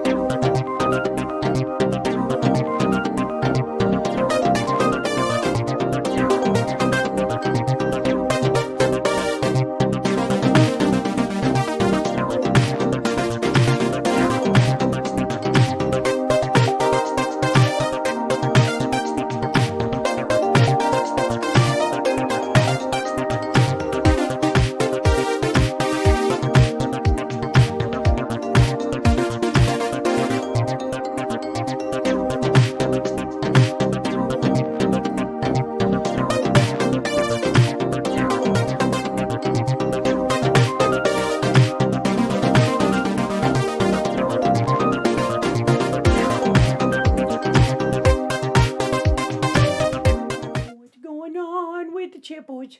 What's happening with the Chipple boy? Hello, Chipple. What you doing? Everybody say goodbye. Okay, bye. There you go. Okay, bye. Chip wanted to say bye.